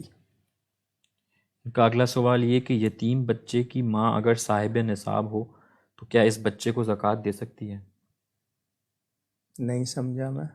بچہ یتیم ہے مگر اس کی ماں جو ہے وہ صاحب نصاب ہے، تو کیا وہ اپنے ہی بچے کو زکوٰۃ دے سکتی ہے؟ اچھا، اپنے بیٹے کو، اولاد کو نہیں دی جا سکتی۔ اولاد اور ماں باپ یہ چونکہ ہم بیان کرتے ہیں، وہ نہیں دی جا سکتی اس کو۔ وہ جو پہلا سوال کیا تھا تو ان سے کوئی چھوٹا سا ٹکڑا ماربل کا بغیر پالش کے وہ اپنے پاس رکھ لیں، چھوٹی سی ٹکیا رکھ لیں، وہ اس پر تیمم ہو سکتا ہے۔ تو اور جہاں بھی کہیں ہوگا وہاں مٹی تو ہوگی نا، اگر کسی ایسی جگہ ہے جہاں بالکل نہیں ہے اس وقت وہ ایسا کرے گا۔ ان کا آخری سوال یہ کہ کنڈوں کی نیاز حضرت امیر معاویہ کے لیے ہے یا حضرت امام جعفر صادق کے لیے؟ بعض لوگ کہتے ہیں کہ 22 رجب کو حضرت امیر معاویہ کا وصال ہوا ہے، حضرت امام جعفر صادق کا نہیں۔ کنڈوں کا ختم دلانا بد مذہبوں کا طریقہ ہے کہ وہ اس کے ذریعے حضرت امیر معاویہ کے وصال کی خوشی مناتے ہیں، لہٰذا ہمیں اس سے بچنا چاہیے کہ ان سے مشابہت ہوگی یا نہیں، اس بارے میں رہنمائی فرما دیں۔ میرا خیال پچھلے پروگرام میں بھی کہا، ہر سال کہتا ہوں، یہ ایک بات مشہور ہوئی ہے کہ شیعہ حضرات 22 رجب کو حضرت امیر معاویہ کی وفات کے دن خوشی مناتے ہوئے وہ کھیر اور پوری وغیرہ خاص برتنوں میں اور چھپا کے کرتے تھے۔ یہ ایک بات مشہور ہوئی ہے۔ جہاں تک ہم اہل سنت و جماعت کا موقف ہے، ایصال ثواب کسی دن کیا جائے، کسی ایمان والے کے لیے کیا جائے، منع نہیں ہے۔ وہ حضرت امیر معاویہ صحابی ہے، حضرت امام جعفر صادق نبی کی اولاد ہیں۔ ہم جب کرتے ہیں ایصال ثواب تو صرف یہ نہیں کہتے خاص ان کے لیے کہہ دیتے ہیں خاص طور پر، باقی کہتے ہیں تمام مسلمانوں کو، جمیع مومنین مومنات، اس میں سب آ جاتے ہیں، لیکن خاص طور پر نام لینا، اگر کوئی اپنے والد کے لیے کر رہا ہے، والدہ کے لیے کر رہا ہے، عزیز کے لیے کر رہا ہے، خاص طور پر بھی نام لیا جاتا ہے۔ حضرت سیدنا امام جعفر صادق کی تاریخ 22 رجب نہیں ہے، میں کئی مرتبہ بتا چکا ہوں۔ 15 رجب اور 15 شوال یہ دو تاریخیں ان کے حوالے سے بیان کی جاتی ہیں۔ ابھی پہلے کسی نے سوال کیا تھا معراج کا، میں نے یہی جواب اس وقت بھی دیا تھا کہ ایصال ثواب ان کو روز کرو، ضروری نہیں ہے کہ وہ خاص دن میں تو ہوگا، لیکن روز کریں، صحابیوں کو بھی کریں، اہل بیت کو بھی کریں۔ اب یہ کہہ دینا کہ نہیں جی اس میں ان کا تشبہ، تو تشبہ تب ہوگا کہ جب ہم ان کی تمام شرطیں مانیں۔ وہ کہتے ہیں جی انہی برتنوں میں ہوگا، اس کے سوا نہیں ہو سکتا، صرف یہی آئٹمز ہوں گے، یہی چیزیں ہوں گی اور نہیں ہوں گی، گھر کے اندر ہی کھانا ہوگا، باہر نہیں لے جا سکتے، فلاں آئے گا فلاں نہیں آئے گا، یہ اس طرح ہوگا، نہ، یہ کوئی شرط نہیں۔ ہم ایصال ثواب کریں گے، اس میں اگر میٹھا ہے تو میٹھا بھی رہے، اور اس میں کوئی نمکین چیز بھی ہے، کوئی سالن ہے، کوئی بریانی ہے، کسی نے کچھ کیا، منع نہیں ہے، کہ جی نان ویج کرنا ہے، کہ جی اس میں گوشت نہیں آئے گا، کچھ نہیں، یہ کوئی شرط نہیں ہے۔ ہر حلال چیز پر آپ کھلائیں مستحقین کو اور ایصال ثواب کریں۔ آپ اس میں اغنیا کو بھی کھلاتے ہیں تو برکت ہے، کیونکہ وہ ان کے نام پر ہے، وہ بھی کھا سکتے ہیں، لیکن اصل کھلائیں ان کو جن کو نہیں ملتا۔ تو یہ شرائط کہ اس تاریخ میں ہوگا، اس تاریخ کے علاوہ نہیں ہو سکتا، ان چیزوں پر ہوگا، ان کے علاوہ نہیں ہو سکتا، اس طرح کے برتنوں پر ہوگا، اس کے علاوہ، یہ شرطیں نہیں، یہ کوئی شرط نہیں ہے، یہ غلط باتیں ہیں۔ تو ہم تو روزانہ جب بھی، بلکہ نبی کے صحابہ اہل بیت، ہم تو روزانہ دعا میں ان کا ذکر کرتے ہیں، اور ان کے بغیر ہم ہیں کہاں، نہ صحابہ کے بغیر، نہ اہل بیت کے بغیر۔ تو یہ اس کو انہی کے لیے، ہاں جو لوگ انہی کی شرائط پہ کریں گے ان کو کہا جائے گا کہ یہ ان کی تشبہ آ رہا ہے۔ اس شرائط کے بغیر ہم اہل سنت کا جو طریقہ ہے اس کے مطابق کریں۔ اگر 22 کو بھی کر رہے ہیں تو حضرت امیر معاویہ کو بھی ایصال ثواب کریں، حضرت امام جعفر صادق کو بھی کریں، بلا شبہ کریں۔ اگلا سوال ارمان اشرفی صاحب کا کہ میری والدہ نے 22 رجب کے فاتحے کے حوالے سے یہ منت مانی کہ میں 3 کلو میدے کی جو ہے وہ پوریاں بناؤں گی، لیکن اب ہم جہاں رہتے ہیں وہاں اتنی مقدار کو یعنی ختم نہیں کیا جا سکتا بانٹ کے، تو کیا اس صورت میں کوانٹٹی کم کر سکتے ہیں، یا جو تبرک بچ جائے اس کو ہم فریز کر کے جو ہے وہ بعد میں بھی اس کو کھا سکتے ہیں یا نہیں؟ میں نے کہا نا شرطیں نہ کریں، انہوں نے 3 کلو کہا تھا نا، تو کسی اور جگہ کہہ دیں کہ اتنی 3 کلو کی پوریاں بانٹ دو، کسی اور جگہ جہاں میسر ہے ان کو کہہ دیں کہ بنا کے بانٹ دو اگر کرنا ہی ہے، لیکن اس طرح کی کوئی پابندی نہیں ہے۔ ہاں آپ نے کہا ہے تو آپ اس کو پورا کرنا چاہتے ہیں، کیونکہ جب آپ کوئی چیز اپنے اوپر واجب کر لیتے ہیں تو آپ کو جو سہولت ہو اس طرح، اگر آپ کے اس علاقے میں آسانی نہیں ہے، بنانے والا نہیں ہے، خود آپ سے بنتی نہیں ہے، آپ اس کو قسطوں میں بھی بنا سکتی ہیں، آج کر لیا، پھر کل کر لیا، پرسوں کر لیا، اس ہفتے کر لیا، کوئی حرج نہیں، اور نہیں ہوتا تو کسی دوسری جگہ پیغام دے دیں کہ وہ آپ کی طرف سے اتنی بنا کے دے دیں، یہ بھی ہو سکتا ہے۔ اگلا سوال محمد حسن صاحب کا کہ کوئی شخص کسی بھی ایک صحابی کا انکار کرے تو کیا وہ شخص مسلمان ہوگا؟ جو نبی پاک صلی اللہ علیہ وآلہ وسلم کے صحابہ ہیں، یقینی طور پر صحابہ کی تعداد 1.25 لاکھ یا اس سے زیادہ ہے، ہمیں سب کے نام معلوم نہیں، میرا خیال ہے اگر مجھے صحیح یاد ہے اعلیٰ حضرت نے شاید 7,000 لکھے ہیں نام، یاد ہیں، معلوم ہیں، باقی سارے نام معلوم نہیں ہیں۔ لیکن جو صحابی ہے نبی پاک کا، اس کا انکار کر کے اپنے آپ کو برباد کرنا ہے، یعنی اس کو صحابی نہ مانیں گے تو ہمارے ایمان کو خطرہ ہے، اس صحابی کو کوئی خطرہ نہیں۔ تو اگر وہ یقینی طور پر صحابی ہے اور معلوم بھی ہے تو پھر تو بہت زیادہ احتیاط کریں، ادب کریں، آپ ان کی اگر کوئی تعریف نہیں کر سکتے چپ رہ لیں، لیکن ان کے لیے دل میں میل نہ رکھیں۔ اگلا سوال رخسانہ صاحبہ کا ملتان سے کہ میں چارپائی پہ نماز پڑھتی ہوں اور چارپائی پہ گدا رکھا ہوا ہے، تو کیا میری نماز ہو جائے گی یا میں سجدے والی جگہ پر کسی سخت چیز کا استعمال کروں؟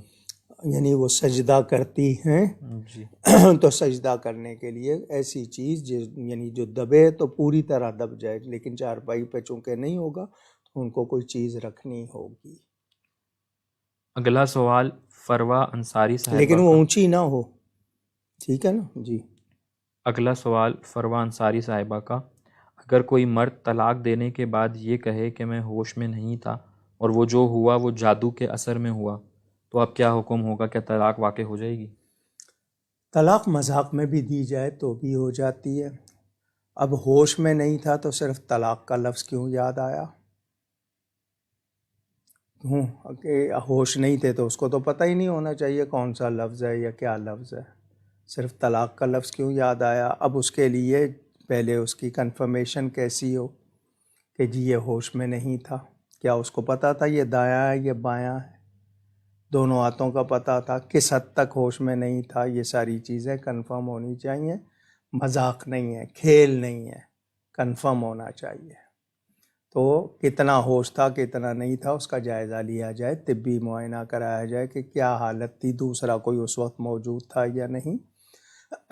مطلب انسان اتنا نشہ ہو، اتنی چیز ہو کہ اس کو نہیں پتا کہ یہ دایاں ہے یا بایاں، تب تو مانا جائے، لیکن یہ ایسا نہیں۔ اور پھر یہ کہ بعد میں کہہ دینا جادو کا اثر تھا، تو جادو کے اثر میں صرف طلاق کیوں نکلی اور کچھ کیوں نہیں نکلا؟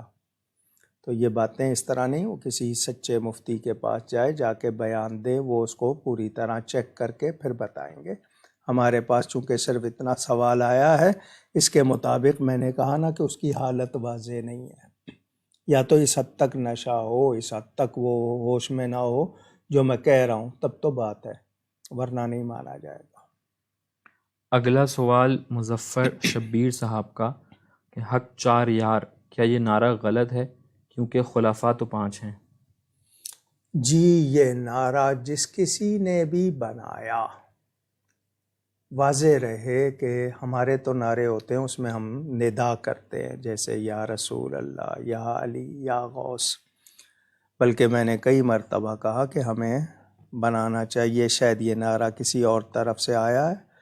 ہم وہ 4 چونکہ مشہور ہیں، ہم 5ویں سیدنا امام حسن کی 6 ماہ اس کو بھی مانتے ہیں، لیکن یہ کہ اس کے بعد جو ہے ملوکیت شروع ہوئی ہے، تو واضح رہے کہ یہ میں نے چاہا ہے، بلکہ سوچوں تو خود کچھ بناؤں، یہ اس نعرے کے ہم اس لیے بھی مخالف نہیں ہیں کہ وہ 4 یار 4 جو ہیں وہ مشہور ہیں، لیکن اس سے یہ مطلب نہیں ہے کہ ہم حضرت امام حسن کا انکار کر رہے ہیں، ایسی بات نہیں ہے۔ بہت سے اور لفظ ہوتے ہیں، کسی کا ذکر ہوتا ہے تو اس کا یہ مطلب نہیں دوسروں کی نفی، جیسے میں نے درود اہل بیت کے حوالے سے میرا جو کلپ موجود ہے کہ حضرت سیدہ کی اولاد میں صرف 3 کا ذکر کرنا، باقی چوتھی کا ذکر کیوں نہیں ہے؟ سیدہ ام کلثوم بھی تو انہی کی بیٹی ہے، مگر چونکہ ان کا نکاح ہو گیا تھا حضرت عمر سے، تو شاید اس لیے ان کا ذکر نکال دیا، ان کا بھی ذکر کریں۔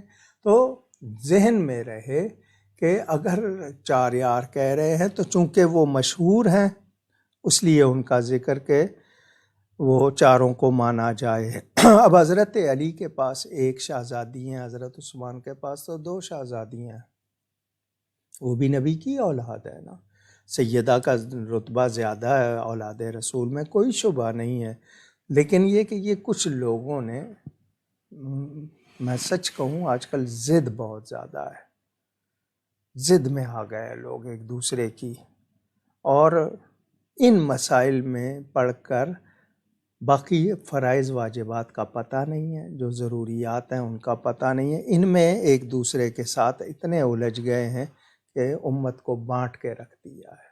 اللہ تعالی ہدایت دے۔ اگلا سوال اسرار علی صاحب کا کہ اگر گھر میں کھلونے رکھے ہوں تو نماز کا کیا حکم ہوگا؟ کیا آپ نے سامنے رکھا ہے؟ گھر میں تو بہت کچھ ہوتا ہے، آپ بچوں کو ایسے کھلونے کیوں لے کے دیتے ہیں؟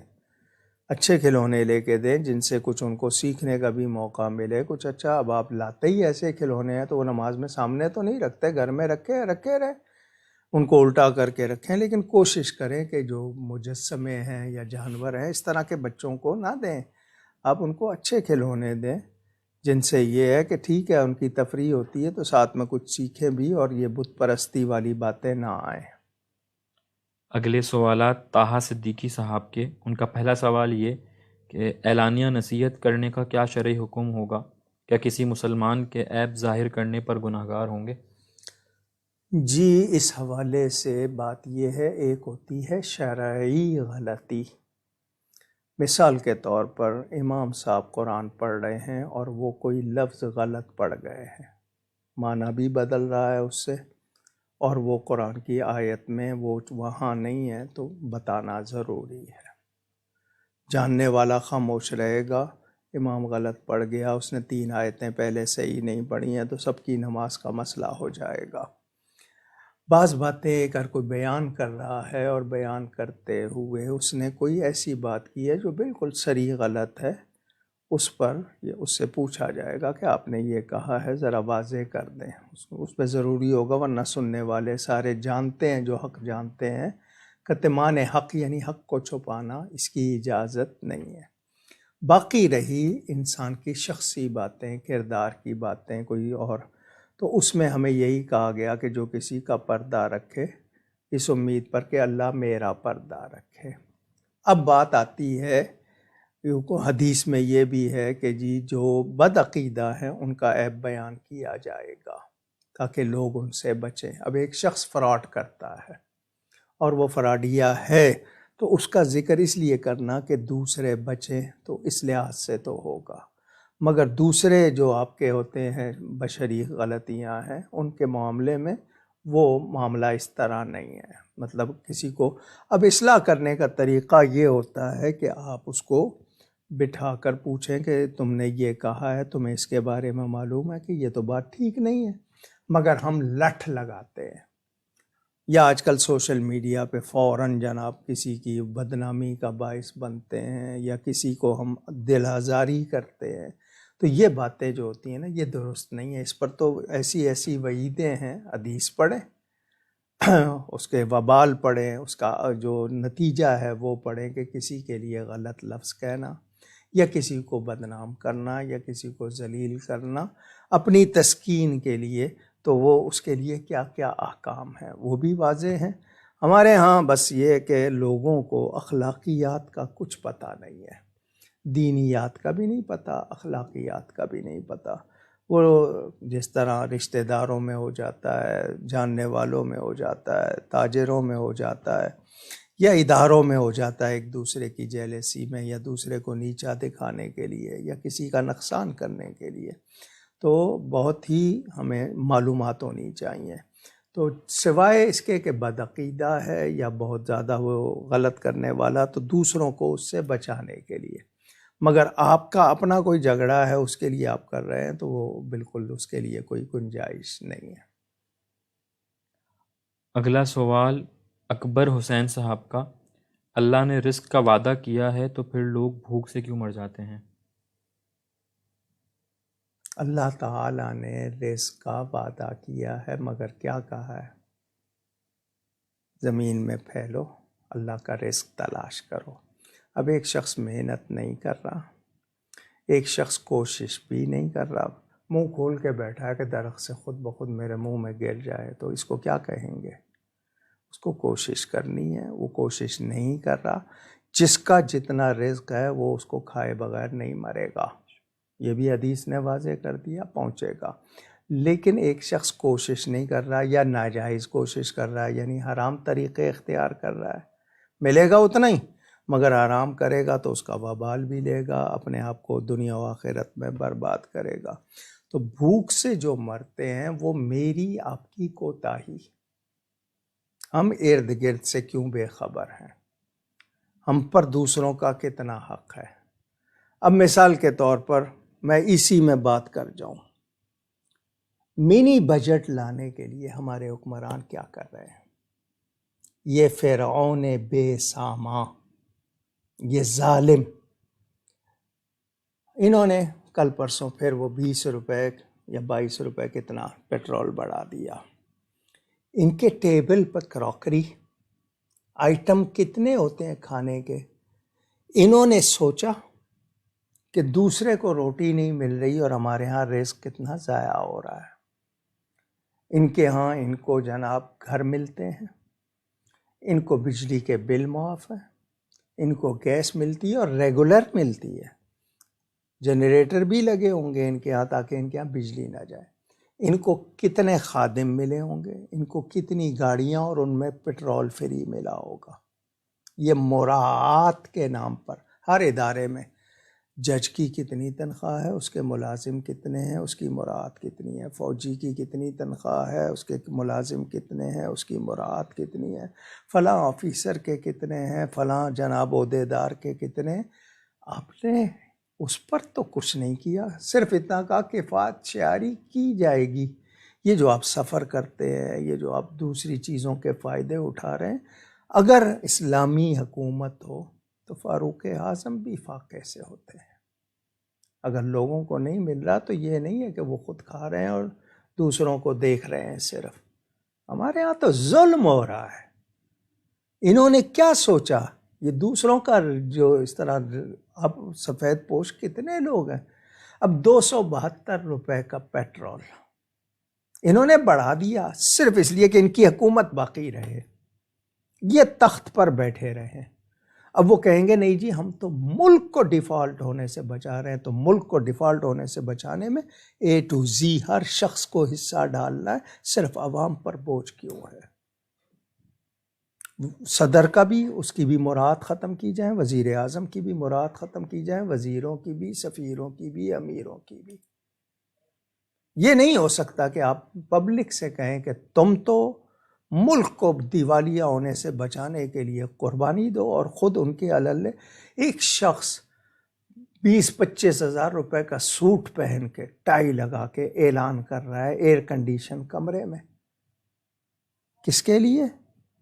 ان کے لیے جن کے پاس ابھی سیلاب زدگان، کیا ان کو سب کو گھر مل گئے؟ کیا اس علاقے سے پانی نکل گیا؟ وہ کہتے ہیں جی ایک امریکی پاکستانی نژاد ہے، امریکہ میں رہتا ہے، اس نے 30 ملین یعنی 3 کروڑ ڈالر ترکی کے زلزلے میں لوگوں کے متاثرین کے لیے دیے. اس نے اپنے وطن کو کیوں نہیں دیے؟ اس کا نام اور فوٹو آ چکی ہے فیس بک پہ، اس لیے کہ اس کو پتہ ہے یہ غریبوں کو نہیں جائیں گے، یہ امیروں کی جیبوں میں چلے جائیں گے. ہمارے ہاں کیسے کردار ہے؟ کسی سے اقتدار لے لیا گیا ہے تو وہ بے چین ہے، جس کو مل گیا ہے تو وہ بے چین ہے. وہ لینے کے لیے، یہ بچانے کے لیے کہ ہماری کرسی برقرار رہے. تمہیں کس نے حق دیا ہے کہ تم غریبوں سے ان کا رزق چھین لو؟ کتنے کی روٹی ہو گئی ہے؟ کیا آپ فراہم کر رہے ہیں؟ اب آپ کہہ رہے ہیں کہ کفایت شعاری. کس کو آپ کفایت شعاری کہہ رہے ہیں؟ آپ کو تو پہلے دن اعلان کرنا چاہیے تھا. یہ ساری مراعات ختم ہوں گی جب تک جناب ہم لوگ بہتر نہیں ہو جاتے. مگر وہ کہیں گے جی اگر ان کو مراعات نہیں دیں گے تو وہ کام نہیں کریں گے. آپ کو کام کرنے والے بہت، کیونکہ ان امپلائمنٹ بہت زیادہ ہے، بہت مل جائیں گے، نئے ذہن مل جائیں گے. مگر کرسی چاہیے، لگژری چاہیے، تعیش چاہیے. قبر کو یاد رکھیں، قبر کو یاد رکھیں، موت کو یاد رکھیں. مجھے ایک بتا دیں سیاستکار جس کے اوپر کوئی وبال نہ ہو. کتنے خون ان کے ذمے، کتنے لوگوں کے حقوق ان کے ذمے. کیا ہے یہ سب کچھ؟ ہم سے دیکھ لیں، مشرقی پاکستان بنگلہ دیش بن گیا، کہاں پہنچ گئے وہ؟ سنگاپور بھلے چھوٹا سا ملک ہے، 1975 میں شاید آزاد ہوا، کہاں ہے؟ چائنا ہم سے 2 سال بعد آزاد ہوا، کہاں ہے؟ وہاں کرپشن نہیں ہے، وہاں لٹیرے نہیں ہیں. آپ کہیں پچھلے، میں کہہ رہا ہوں 75 سال میں، ایوب خان کا زمانہ تھا، پھر بھی کچھ صنعتیں لگیں، کچھ ہوا، لیکن عوام کے لیے سب یہ بے وقوف بنانے والے 75 سال میں کوئی ایک کہیں کہ اس کا دامن صاف تھا اور اس کے اوپر اس کی وجہ سے کسی کا خون نہیں ہوا، اس کی وجہ سے کسی کا حق نہیں مارا گیا، کوئی ایک دکھا دے. ان کو موت یاد نہیں ہے. مجھے جب آفر ہوئی تھی کہ وزیر بن جاؤ، مشیر بن جاؤ، میں نے کہا معافی، میں کسی کا وبال اپنے اوپر نہیں لینا چاہتا، اور جو میں کروں گا وہ آپ کو قبول نہیں ہوگا. سیدھی سی بات، میں سچ بولوں گا یا سچ کرنا چاہوں گا وہ آپ کو قبول نہیں ہوگا. تو ہمارے ہاں نہ دین کا خیال نہ ہی وطن کا خیال ہے، سب لوٹ رہے ہیں. اللہ کی پناہ. کبھی وہ خبر آئی تھی براڈ شیٹ معاہدہ توڑنے کی وقت $65 ملین دینے پڑے، اور کہاں کہاں روپیہ ایک لا نہیں سکے. جس کو آپ نے لوٹا ہوا کا اس کے اوپر کتنے خرچ ہو گئے، شاید اس سے زیادہ ہو گئے. یہ تو حال ہے حکمرانوں کا. بچی اسکول میں، بچی حیدرآباد کے اسکول کی بات ہے نا، اس نے خودکشی کیوں کی ہے؟ آپ کے ہاں ریپ کیسز کیوں بڑھ رہے ہیں؟ بچوں سے زیادتی کیوں بڑھ رہی ہے؟ ننکانہ صاحب میں وہ واقعہ ہوا سانحہ، لازمی بات ہے لوگوں کو حکومت پر، عدلیہ پر اعتماد نہیں ہے، انہوں نے خود کر لیا. میں کوئی اس کی تائید نہیں کر رہا، میں کہہ رہا ہوں یہ آپ ہی لوگوں کی حرکتوں کی وجہ سے ایسا ہو رہا ہے. ہم کسی بھی ایسی چیز کی کسی صورت تائید نہیں کر سکتے، لیکن کوئی گستاخی کر رہا ہے، اس کو پتہ ہے کہ جی یہ جائے گا، باہر کے ملک بھی چھڑا لیں گے تو یہ ہماری حکومت بھی کریڈٹ لے گی. کہ چھوٹا سا طبقہ اور یہ اور وہ اس طرح کی باتیں کر کے. تو اس ملک ابھی منی بجٹ آپ لا رہے ہیں جی، آپ کو کوئی خیال ہے؟ اچھا جی، بڑی قبر پر بھی پابندی.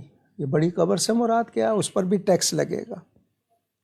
تو پھر میں قبروں کے نام لیتا ہوں، ذرا ٹیکس لگا کے دکھا دیں. آپ سے بڑی قبر سے کیا مطلب؟ بچوں کے دودھ پر ٹیکس، ٹافیاں ان کو دیتے ہیں آپ، ان پر ٹیکس.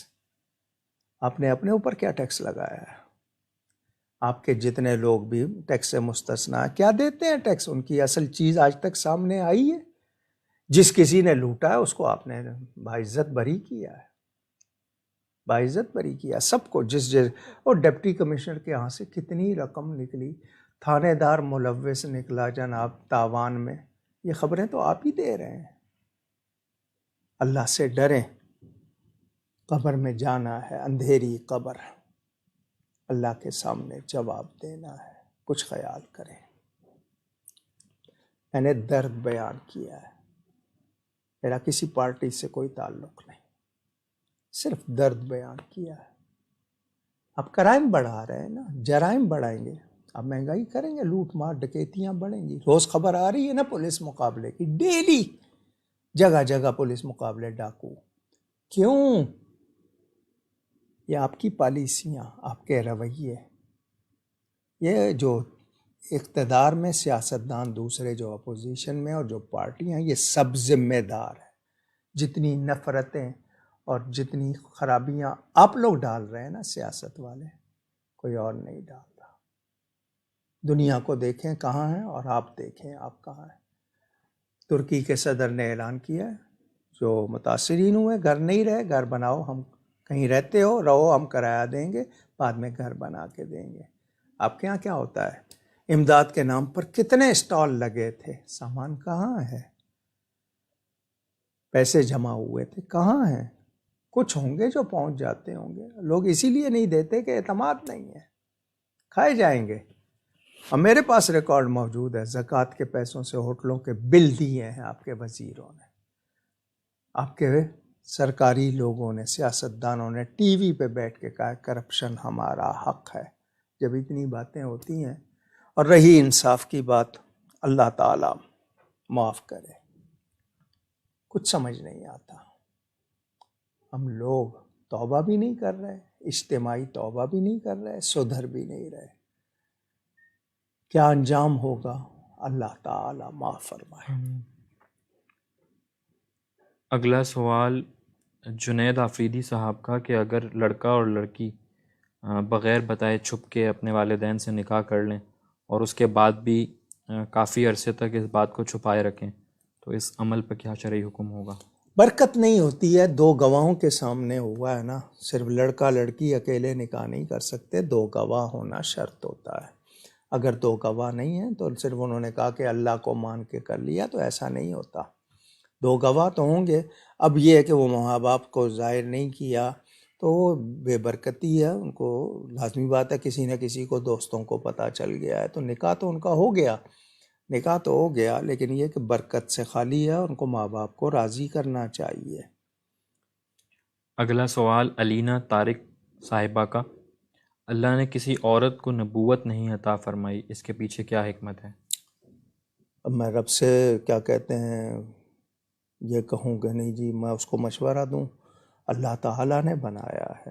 عورت کے لیے کہا گیا، اس کی ساخت، جسمانی ساخت الگ، اس کے سارے، آج کل تو آپ کی بیسک اناٹمی بتا دیتی ہے آپ کو کیا کیا فرق اللہ نے رکھے ہیں. تو اللہ نے بنایا ہے نا عورت کو، مرد کو. عورت ہونا کوئی عیب کی بات نہیں، یا مرد ہونا کوئی فخر کی بات نہیں. دونوں اللہ کی مخلوق ہیں، ان کے حقوق ہیں، ان کے فرائض ہیں. اللہ تعالیٰ نے نہیں بنایا. اب مثال کے طور پر ایک عورت ہے، وہ آپ کی کسی پارٹی کی لیڈر بنے یا ویسے آئے گی، کتنی نگاہیں میلی اٹھیں گی اس کی طرف. اس کے بارے میں کیا کیا ہوگا؟ اگر شریعت نے نہیں دیا ہے اس کو، اس کے لیے عزت رکھی ماں کی صورت میں، بہن کی صورت میں، بیوی کی صورت میں، بیٹی کی صورت میں، اس کو وہ پسند نہیں ہے، وہ اشتہار بننا چاہتی ہے، تو بتائیں وہ اللہ سے، اس کے رسول سے ہٹ کر کیا عزت پائے گی؟ شریعت میں اس کے لیے، آپ تو کہہ رہے ہیں نبی، یہاں تو حکمران ہونے کی گنجائش نہیں ہے. ورنہ حضرت سیدہ فاطمہ زہرا رضی اللہ تعالی عنہ یا سیدہ عائشہ صدیقہ رضی اللہ تعالی عنہ جیسی خواتین کو سوچا جا سکتا ہے؟ جب ان کے لیے وہ نہیں ہے تو آج کی کسی خاتون کے لیے کہاں سے ہو سکتا ہے؟ اور وہ تو شرم و حیا کا مجسمہ، بلکہ آپ کہیں کہ ان سے بڑھ کر کون تھا۔ لیکن یہ آج جو لوگ کہتے ہیں تو اللہ نے عورت کو نہیں بنایا، یہ اللہ تعالیٰ اس کے کام ہے، اور ہمیں جتنی سمجھ آتی ہے اس کے مطابق بتا دیا گیا۔ اب بیوی اگر کھلی بے حیائی کرے تو اس کو تو مارنے تک کی اجازت دی ہے۔ ان کو کہا گیا، نبی کی بیویوں کو کہا گیا کہ گھروں میں رہو جاہلیت والوں کی طرح۔ ہم نے عورت کو اشتہار نہیں جی، عورت کو نکالو، گھر سے نکالو، نکال کے انجام دیکھ لو، کیونکہ آپ شریعت کے خلاف چلو گے۔ جس سوسائٹی نے وومنس فریڈم کا نعرہ لگایا وہاں عورت کیا ہو گئی؟ کھلونا۔ آپ نے اس کے لیے اتنی رکھتی ہیں، لوگ بغیر نکاح کے رہنے لگ گئے، کیونکہ آپ نے اتنی شرائط رکھ دی ہیں، گناہ بڑھا دیا آپ نے۔ اللہ کی پناہ، تو شریعت کے خلاف چلیں گے کبھی بھی کوئی فلاح نہیں ہوگی۔ اور حدیث شریف ہے بخاری میں، جو قوم کسی عورت کو اپنا وہ بنا لے سربراہ تو کبھی فلاح نہیں پا سکتی۔ تو نبی کے اس فرمان کے بعد کیا گنجائش رہ جاتی ہے؟ میں اپنی عقل دوڑاؤں، نہیں یہ ہو۔ حالانکہ وہ بھی ہے کہ یہ ناقصات عقل ہوتی ہیں مگر اچھوں کی عقل چلا دیتی ہیں، وہ بھی بیان موجود ہے۔ ہم عورت کے خلاف نہیں ہیں، کوئی عورتیں یہ نہ سمجھیں کہ ان کے بارے میں منفی باتیں، ان کی عزت کی بات ہے۔ ان کو جو عزت دی ہے اس کو پہچانے، وہ اپنے آپ کو کھلونا یا اشتہار نہ بنائیں۔ اگلا سوال طٰہٰ صدیقی صاحب کا کہ اللہ کے نافذ کردہ احکام کے پیچھے کی حکمت کو جان کر اس پر عمل کرنا افضل ہے یا بغیر جانے؟ ہمارا کام ہے ماننا۔ روزہ فرض ہے، نماز فرض ہے، زکوٰۃ فرض ہے، حج فرض ہے، میں اس کے فوائد فضائل بیان کروں گا، مگر حکمت بھی اپنے طور پر جتنی سمجھ آتی ہے مفسرین نے، علماء نے بیان کی۔ لیکن اسلام کے معنی گردن رکھ دینا، میرے رب کا حکم ہے، میرے نبی کا حکم ہے، میں مانوں ان کی رضا کے لیے۔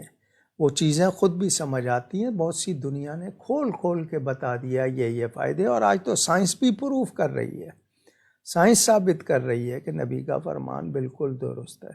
تو بتا دیا۔ اللہ تعالیٰ کی حکمتیں کچھ واضح ہو جاتی ہیں، ہر ایک کو ایک طرح نہیں، بہت سو کے ذہن میں اللہ ڈال دیتا ہے، بیان بھی کی ہیں، مگر اصل میں اس کی رضا کے لیے پڑھنا چاہیے۔ اگلا سوال فیاض خان صاحب کا، عورت شوہر کا حکم مانے یا والدین کا، جبکہ دونوں میں سے کسی ایک کا حکم نہ ماننے پر شدید ناراضگی کا خطرہ ہے؟ مرد کے لیے سب سے زیادہ اہم اس کی ماں ہوتی ہے، بیوی کے لیے زیادہ اہم اس کا شوہر ہوتا ہے۔ شادی کے بعد وہ شوہر کی طرف سے ایسی نہ ہو، شوہر ایسا نہ ہو کہ اس کے دوسرے حقوق کو نہ پہچانے۔ مثلاً ماں باپ کے پاس جانا، ان سے ملنا، نہیں جی تم مہینے کے بعد جاؤ گی، ایک ہی شہر میں رہتے ہیں، غلط ہے، اس پہ جبر ہے۔ یہ ٹھیک ہے کہ اگر وہ ہر ہفتے اجازت دیتا ہے، صبح جاؤ شام کو آؤ، بالکل دینی چاہیے، باقاعدہ بیان ہوا ہے۔ رات رہنے کے لیے وقفے کے بعد دے دے اجازت، یعنی شوہر کی اجازت کے بغیر عورت رات نہ گزارے کہیں، اس کو ہونا چاہیے۔ لیکن شوہر کو بھی سمجھنا چاہیے، ماں باپ ہیں، بہن بھائی ہیں۔ اب یہ جو اسی طرح کوئی اور غلط حکم دیتے، مثلاً کوئی اس کو یہ کہے کہ نہیں جی جب میں آ جاؤں تو نماز نہیں پڑھو گی، جب میں ہوں گا تو قرآن نہیں پڑھو گی، اس طرح کی باتیں اگر کوئی کرتے ہیں یا ان کو دیتے ہیں کہ تم تو ہر وقت وظیفوں میں لگی رہتی ہو، تو عورت کو بھی پہچاننا چاہیے شوہر کے حقوق۔ شادی کے بعد ماں باپ بیٹے کی ذمہ داری ہیں، بہو آئی ہے بیٹا کرے، نہیں کر سکتی اس کی بیوی تو آیا رکھے۔ لیکن شادی شدہ بیوی اپنے شوہر کو، لازمی بات ہے اس کو سمجھنا چاہیے کہ اگر ماں باپ کو ضرورت ہے، دیکھ بھال کے لیے جاتی ہے یا ٹائم دیتی ہے تو اس کو روکنا نہیں چاہیے۔ مگر اس کے علاوہ احکام کون سے ہیں پیسوں کے بارے میں یا دوسری چیزوں کے بارے میں، تو شوہر کا پیسہ اس کی اجازت کے بغیر ماں باپ کو نہیں دے سکتی، بھلے وہ مانگے، نہیں دے سکتی ہے۔ شوہر کی اجازت ہوگی تو دے گی، ہاں شوہر نے آپ کو دے دیا، مالک بنا دیا، وہ دے سکتی ہیں۔ تو جزیات ہیں، ڈیٹیلز ہیں، لیکن یہ ہے کہ دونوں کے بارے میں باقاعدہ وضاحت ہے. تو شوہروں کو بھی اور ماں باپ کو بھی دیکھنا چاہیے کہ اولاد کی کیا حالت ہے، کیا چیز ہے. یہ نہیں کہ ان کو ایک طرف جبر کرا دیا جائے کہ وہ، اور لڑکی بھی یعنی نہ بھول جائے اور مرد بھی خیال رکھیں. اگلا سوال تنزیلہ فاروقی صاحبہ کا، اللہ پاک کے لیے مصروف ہونے کا لفظ کہنا کیسا؟ یعنی اللہ مصروف جی، یا ہم اللہ کے لیے مصروف ہیں؟ یہاں جس طرح بتایا ہے اس طرح محسوس ہوتا ہے کہ اللہ کے لیے لفظ مصروف. مناسب نہیں ہے. اللہ تعالی کے لیے ہم اپنے لیے کہہ سکتے ہیں کہ ہم اللہ کے لیے پڑھنے پڑھانے میں نیکی میں مصروف ہیں، لیکن اللہ کے لیے مجھے نہیں لگ رہا کہ کسی طرح گنجائش میں نکالوں. نہیں کہنا چاہیے. اگلے سوالات عبد الرحیم داؤد صاحب کے. ان کا پہلا سوال یہ کہ خلا کے بعد کب تک رجوع کیا جا سکتا ہے؟ خلا کہاں سے حاصل کیا ہے؟ کورٹ سے، شرعی قاضی سے. شرعی قاضی نے دیا ہے یا کورٹ نے دیا ہے تو وہ ایک طلاق تو یقینی ہے. اس میں وہی مدت ہے 3 ماہ کی اگر وہ ہے. لیکن یہ کہ خلا جو ہے وہ نوٹسز سرو ہونے کے بعد ہوا، شوہر آیا وہ اس کو، کیونکہ میں نے پہلے بھی کئی مرتبہ کہا یہ سوال پتہ نہیں بار بار لوگ کیوں کرتے ہیں جبکہ ریکارڈنگ موجود ہے. یہ جو کورٹ سے خلا ہوتا ہے نا، اس میں بہت سے وہ ہوتے ہیں. ہاں اگر پیروی ہوئی ہے، باقاعدہ نوٹسز سرو ہوئے ہیں، شوہر آیا ہے اور اس کے بعد انہوں نے کوشش بھی کی پھر دے دیا، تو اس کو ہمارے اکثر مفتی صاحبان مانتے ہیں. میرا کہنا یہ ہے کہ شوہر دستخط کر دے یا زبان سے کہہ دے. جب بیوی نہیں رہنا چاہتی ہے تو اس پہ زبردستی نہ کرے، کیونکہ پھر وہ اگر زبردستی روکے گا تو پھر وہ ان کے درمیان کیا سلوک ہوگا. لیکن شوہر کے علم میں نہیں ہے، نوٹس سرو بھی نہیں ہوا، وہ آیا ہی نہیں ہے، اس طرح کا خلا جو ہے وہ میں نہیں مانتا. ہاں اگر وہ ساری کاروائی ہوئی ہے تو بہت سے مفتی صاحبان مانتے ہیں. میرا یہ کہنا ہے کہ وہ زبان سے کہہ دے یا دستخط کر دے تو بات ہو.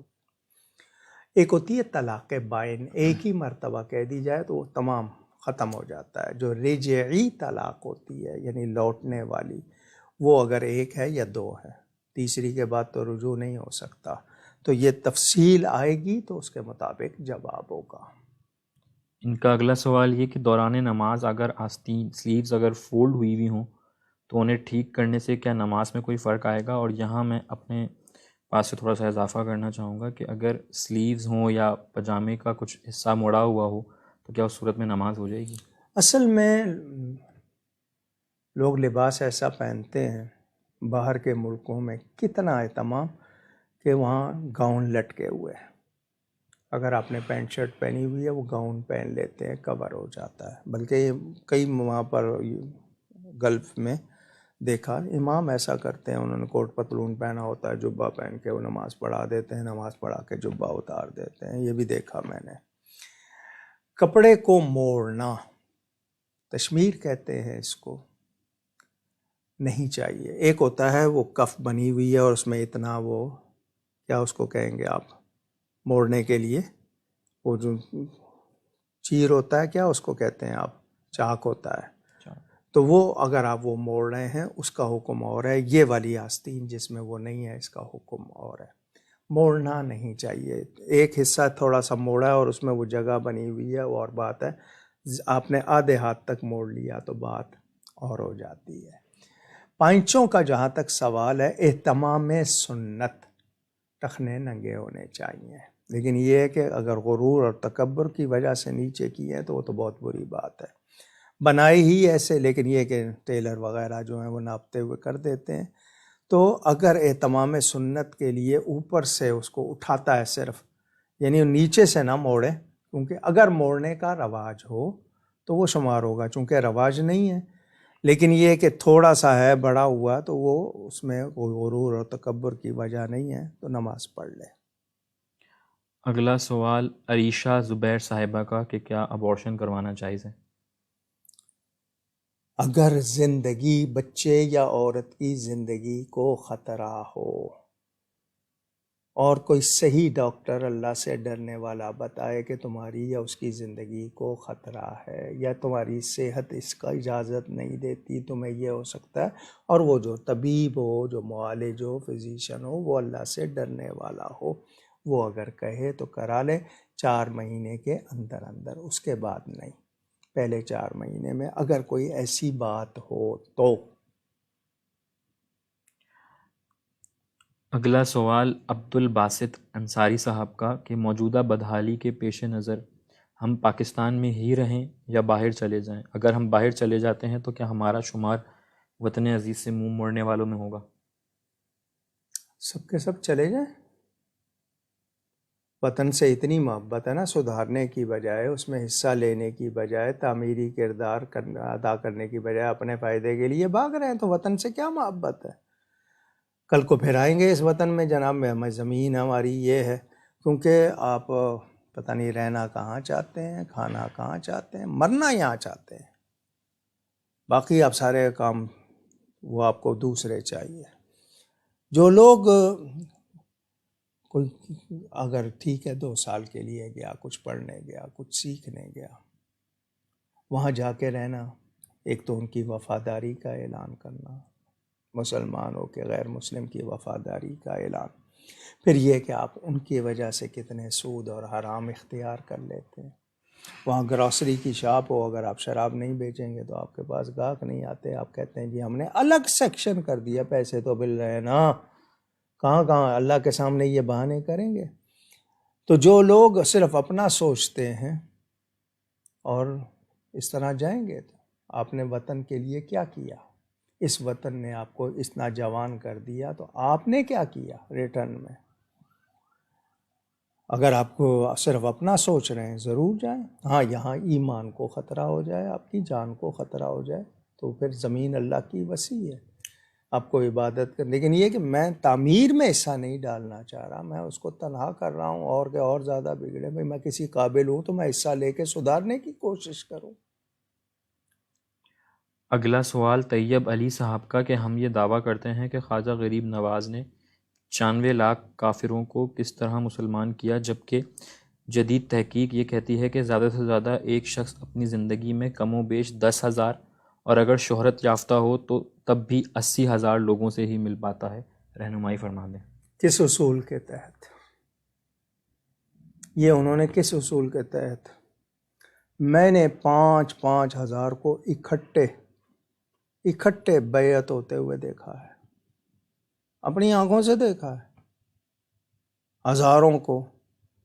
وہ خواجہ غریب نواز کو روحانی طاقت تھی، تم اس میں کس چیز کو داخل کر رہے ہو؟ ان کی روحانیت تھی۔ جب وہ رائے پتھورا نے اس کو بلایا تھا، اجے پال کیا نام تھا جو پرتھوی راج نے بلایا تھا نا، وہ جو جادوگر کو، اس میں کتنا مجمع تھا؟ آپ کے ہاں ایک ایک مجمع میں لاکھ آدمی، جناب آپ لوگ تو بڑا چڑھا کے کہتے ہیں نا، حالانکہ 10,000 آدمی اکٹھا بیٹھا ہو تو بہت بڑا مجمع ہوتا ہے، لیکن ہمارے ہاں لاکھوں کہنے کا رواج ہے، تو لاکھوں کو ایک ہی وقت میں اگر وہ کر دیں تو آپ کے پاس کیا ہوا ہے؟ پتہ نہیں کیوں، اگر آپ نہیں ماننا چاہتے تو ٹھیک ہے، اپنے پیمانوں پہ رہیے گا۔ اب مجھے 40 سال سے زیادہ ہو گئے جلسوں میں جاتے ہوئے، لاکھوں لوگوں نے مجھے سنا ہے، اس سے آپ اس سائنسی دور میں ایسی بات کریں تو مجھے ہنسی آئے گی۔ آپ کی اثر ہونا ہو تو پورا مجمع اکٹھا، ان کی اللہ نے جو شان دی تھی۔ اب یہ کہ آپ سمجھ رہے ہوں گے ایک ایک آدمی سے الگ مل کے نہیں ہوا ہے بھائی، ان کی برکت ہوئی ہے، لوگوں نے، ہزاروں نے ایک ساتھ قبول کیا ہے، تو اس پر آپ کو کیا دلیل ہے آپ کے پاس؟ اگلا سوال سائمہ عدیل صاحبہ کا کہ ماں باپ کے لیے کیا افضل ہے، وہ بچوں کی شادی خاندان ہی میں کریں یا خاندان سے باہر؟ بہتر ہوتا ہے 4 چیزیں دیکھنا، رشتہ داروں کے بارے میں معلوم، اور قرآن نے جہاں بتا دیا کہ کون کون حرام ہے اور کون کون حلال ہے، رشتہ دار بتا دیے، اس میں خالہ کا ذکر، چچا کا ذکر، ممانی کا ذکر، ان کی اولاد ماموں کا ذکر موجود ہے کہ ان سے ہو سکتا ہے۔ تو آج کل جو یہ کہتے ہیں کہ کزنز میں نہ کرو، یہ قرآن کے خلاف باتیں کرتے ہیں، تو بہتر ہے بس اس میں ایمان دیکھیں، خاندان دیکھیں، دولت دیکھیں، حسن دیکھیں، لیکن فرمایا اہمیت ایمان کو دو. اگر خاندان میں ایمان والے اچھے ہیں تو ان کو ترجیح دیں. پریورٹی کہتے ہیں جی. جی، ان کو پریورٹی دیں. باقی یہ کہ کوئی بھی ہو، ایمان اور دوسری جو میں نے 4 باتیں حدیث میں بتائیں یہ دیکھیں. لیکن آج کل تو لوگ اپنے پیمانے بدل چکے. بہرحال اللہ ہدایت دے. اسی سے ملتا ہوا سوال الشبہ رضوان صاحبہ کا، کہ کزن میرجز کے حوالے سے بہت سے ڈاکٹر اور ریسرچرز اب یہ کہتے ہیں کہ میڈیکل پوائنٹ آف ویو سے درست نہیں اور آنے والے بچے زیادہ تر ایب نارمل پیدا ہونے کا اندیشہ ہے. تو اس حوالے سے رہنمائی فرما یہ دیں. اس میں ہوتا ہے نا کہ جی کئی نسلوں تک وہی کر رہے ہیں اور باہر کا قبول نہیں کر رہے. یعنی مسلمان ہے دوسرے، لیکن ذات پات دیکھنی ہے. نہیں جی ہم نے کچھ جائیداد کے جھگڑے. تو یہ ان کا بیان کہ نہیں جی اس میں جو سائنس یہ کہہ رہی ہے. آپ کو اگر کوئی تھوڑا سا شک آ گیا تو آپ وہ کر لیں، لیکن یہ کہ جب خدا کہہ رہا ہے پھر آپ کیوں شک کر رہے ہیں؟ لیکن کوئی ایسی چیز اگر ہے بھی تو وہ تو یہ پے در پے کرنے والے کہتے ہیں کہ کم از کم 3 یا 4 نسلوں تک مسلسل ایسا کیا جائے. جیسا کچھ خاندانوں میں ہے کہ جی ہم نے بات نہیں کرنی، زمینوں کے مسئلے ہوتے ہیں، کچھ ہوتے ہیں.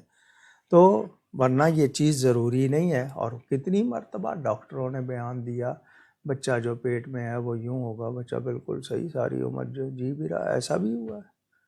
تو ان کے یہ کوئی وہ دعویٰ تو نہیں کر سکتے نا. تو ہمیں اللہ پر یقین رکھنا چاہیے. باقی یہ کہ رشتہ داروں کو ترجیح دیں تو بہتر ہے. باقی جو بھی مسلمان ہیں، ذات پات قوم شوم یہ جو لوگوں نے بنا لی ہیں غلط. ہاں کف کا ذکر ہمارے ہاں ہے کہ کف میں ہو تو بہتر ہوتا ہے. کف کا مطلب ہمسر. اگلا سوال مظفر شبیر صاحب کا، کہ بدھ کے دن ناخن کاٹنا کیسا، اور اسی کے ساتھ ربیہ صاحبہ کا سوال کہ ناخن اور بال کاٹنے کے بعد کیا حکم ہے، کہ ان کو نالی میں بہایا جا سکتا ہے؟ جی ناخن کاٹنے کے بارے میں بدھ کے دن کی روایت ملتی ہے کہ نہیں کاٹنے چاہیے. اب وہ کہتے تھے کہ جی حدیث جو ہے وہ راویوں کے حوالے سے ضعیف ہے، تو ایک شخص نے اس کو یہ سمجھ کے کاٹ لیا، اس کو وہی تکلیف ہو گئی کیونکہ اس نے حدیث کو ہلکا جانا. تو بدھ کے دن نہیں کاٹنے چاہیے. باقی ناخن یا بال دفن کرنے چاہیے. یہ جو خواتین جو دے دیتی ہیں جڑوں والے بالوں پر زیادہ عملیات ہوتے ہیں، ان ناخنوں پر عملیات ہوتے ہیں، تو ان کو بہتر ہے دفن کرنا. اکٹھے کر لیے اور پھر کہیں جا کے گڑھا کھود کے دفن کر دیے. اور بالوں کو ضرور کاٹ دیں. وہ لپیٹتے ہیں انگلی پہ اور تھوک پھینک دیتے ہیں، سمجھتے ہیں سب کچھ گیا. ایسا کچھ نہیں. ان کو کاٹنا، جڑ کٹ جائے گی نا تو کٹے ہوئے بالوں پہ اثر نہیں ہوتا. اسی طرح ناخنوں کے جو تراشے ہیں نا ان کو یعنی پورا اتارا تو اس کو 2 ٹکڑے یا 3 ٹکڑے کر دیں اور دفن کروائیں، وہ بہتر ہے. نالیوں میں نہیں بہائیں. اے خاتون، اسلام نہیں چاہتا کہ تیرے بالوں پر کسی کی میلی نگاہ پڑے اور تو خود اس کو کاٹ کے گندی نالی میں بہانا چاہتی ہے. ذرا سوچنا. اسلام تمہاری عزت چاہتا ہے مگر تم خود اپنی عزت نہیں چاہتی. اگلا سوال ام شہباز صاحبہ کا، کہ جو خواتین جامعہ مسجد گلزار حبیب میں بیان سننے آتی ہیں وہ نماز کس طرح پڑھیں، کیا پڑھیں اور کس طرح پڑھیں؟ کون سی نماز؟ جمعے کی نماز. اگر وہ جمعے میں خطبہ سننے، درس قرآن سننے آئی ہیں تو نماز پڑھیں گی، ہو جائے گی. جس پر مثلا مریض پر جمعہ نہیں ہے پڑھے گا تو ہو جائے گا. مسافر پر جمعہ نہیں ہے پڑھے گا تو ہو جائے گا. عورت پر جمعہ نہیں ہے پڑھے گی تو ہو جائے گا. وہ درس قرآن سننے آئی ہیں تو وہ نماز وہی پڑھیں گی اس کے ساتھ، تو ان کا ہو جائے گا.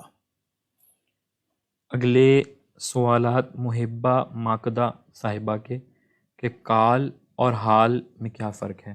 قال صرف باتیں کرنا، حال کا مطلب عملی طور پر ویسا ہونا.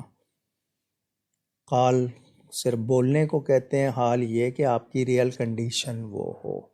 یعنی آپ صرف کہہ نہیں رہے ہیں بلکہ اپنے عمل سے ظاہر بھی کر رہے ہیں. آپ کا حال کا مطلب آپ کا کیریکٹر بھی اسی طرح ہے. مثلا یہ کہ جی میں بڑا نیک ہوں تو یہ تو بول رہا ہوں، نیک ہوں بھی عملی طور پر کردار میں تو وہ جو ہوگا وہ میرا حال ہے. یہ بولنا صرف قال ہے.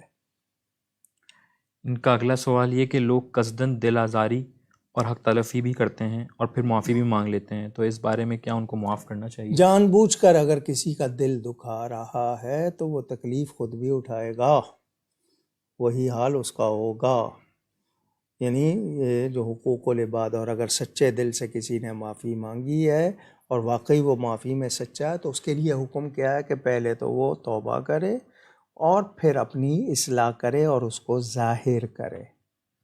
صرف کہہ دینے سے نہیں، ظاہر اس کو واقعی دل سے. اب مثال کے طور پر شب برات آئے گی نا، میسج چلیں گے، تو کیا واقعی معافی کی نیت ہے یا صرف میسج چلا رہے ہیں؟ واقعی نیت ہے. اور دوسرا جو ہے وہ کہے گا صرف میسج آیا ہے جی، فارورڈ کیا ہوا ہے، وہ مذاق نہ لے. کسی نے سچے دل سے معافی چاہیے تو اس کو معاف کریں، اور وہ بھی چاہنے والا بھی سچی. لیکن یہ کہ صرف میسج کیوں کر رہے ہیں؟ جن سے مل سکتے ہو ان سے بھی کہو، واقعی اگر چاہتے ہو تو کہو. لیکن ہمارے ہاں وہی پھر قال اور حال والی بات آ گئی نا. اگلا سوال صوفیہ قاسم صاحبہ کا، کہ بیعت کرنا کیوں ضروری ہے؟ بیعت کے حوالے سے کچھ بتا دیں. بیعت عربی زبان کا لفظ ہے جس کے معنی ہے بک جانا. وہ ہے نا، ان اللہ اشتری من المؤمنین من انفسہم واموالہم بان لہم الجنہ، جو آیت ہے. تو ہم لوگ اللہ کی رضا کے لیے اپنی رضا کو بیچ دیتے ہیں. یعنی اب میری رضا نہیں، اللہ کی رضا، اور وہ مرشد سے ہدایت کے مطابق. تو جس کے ذریعے ہم اللہ تعالیٰ کی رضا اختیار کرنے کا وعدہ کرتے ہیں، وہ ایک بیعت کا طریقہ ہے. وہ اہل ہو اور مرید ہونے والا بھی پکے ارادے، کیونکہ مرید ہونے کا مطلب ارادت سے ہے. تو اب میرا ارادہ نہیں ہے بلکہ پیر کا ارادہ، اور پیر وہ ہونا چاہیے جو قرآن و سنت کا پابند ہو، یعنی واقعی اہل ہو، منگل نہ ہو، اصلی پیر ہو. آج کل پیری مریدی کاروبار ہے، بہترین کاروبار ہے. جو نا اہل ہیں وہ بھی، اور خلافت خالی آفت اور خلیفہ خالی لفافے، سب کا حال ایک جیسا نہیں ہے. تو بیعت کی جاتی ہے جس طرح ہم چور سے بچنے کے لیے ہتھیار پکڑتے ہیں، شیطان سے بچنے کے لیے مرشد پکڑتے ہیں. یہ ہمیں راہ دکھائے گا شیطان سے بچنے کے لیے، کیونکہ شیطان نے کہا تھا یا اللہ جو تیرے مخلص بندے ہیں ان پہ میرا زور نہیں چلے گا، تو ان کے ساتھ ہو جائیں. تو ہم شیطان سے بچنے کی، یعنی ایک طرح سے کوشش میں کامیاب ہونے کے لیے ذریعہ بنا لیتے ہیں. تو واضح رہے کہ یہ بیعت یہ کوئی وہ چیز نہیں ہے کہ لوگ اس کو رسم بنا لیں، یہ دل سے ہوتی ہے. آپ عقیدت ہو پکی اور وہ بھی صحیح رہنمائی کرے تو پھر انشاءاللہ خیر ہی خیر ہے. اگلے سوالات محمد اکرام شریف صاحب کے. ان کا پہلا سوال یہ کہ یہاں پر انتقال جب کسی شخص کا ہو جاتا ہے تو اس کو کافور کے پانی سے غسل دیتے ہیں. کچھ لوگ کہتے ہیں کہ خوشبو دے کر غسل نہیں دینا چاہیے، اور اسی طرح کفن میں سندل کا پاؤڈر ڈال کر سینے پر کلمہ لکھتے ہیں انگلی سے. اس بارے میں رہنمائی فرما دیں. کافور لگا دینا غسل کے بعد لگا دیا جاتا ہے، لیکن اس کے پانی سے بیری کے پتوں سے غسل دینا سنت ہے، کیونکہ وہ صابن کا کام کرتے ہیں، اس سے میل وغیرہ نکلتی ہے. اگر کوئی صابن بھی استعمال کر لے منع نہیں ہے، لیکن بیری کے پتوں سے وہ گرم پانی میں وہ کر دیا جاتا ہے نا، تو وہ صابن کا کام کرتے ہیں. اس کے بعد کافور لگا دینا، خوشبو لگا دینا منع نہیں ہے. لیکن یہ کہ وہ جو باقی کچھ لکھنا ہے تو آپ اپنی انگلی سے ویسے اس کے ماتھے پہ یا سینے پہ لکھ رہے ہیں، وہ آپ کی مرضی ہے. تو وہ یہ کوئی یعنی اب کسی کے پاس نہیں ہے تو لازمی نہیں ہے، کر سکتا ہے تو کرے. کافور لگا دینا، خوشبو لگا دینا منع نہیں ہے. مگر عورت کے لیے ذرا احتیاط کرنی ہے کہ وہ چیز نہ ہو کہ جی دوسرے جو غیر محرم ہیں ان تک وہ جا رہی ہے، تو احتیاط کریں. ان کا اگلا سوال کہ شب معراج کی رات جب نبی کریم صلی اللہ علیہ وسلم واپس آتے وقت آپ کی حضرت ابراہیم علیہ السلام سے ملاقات ہوئی تو انہوں نے یہ کہا تھا کہ آپ کی امت کو میرا سلام کہہ دیں. کیا وہی سلام ہم ہر نماز میں درود ابراہیمی میں پڑھتے ہیں؟ اس بارے میں رہنمائی فرما دیں.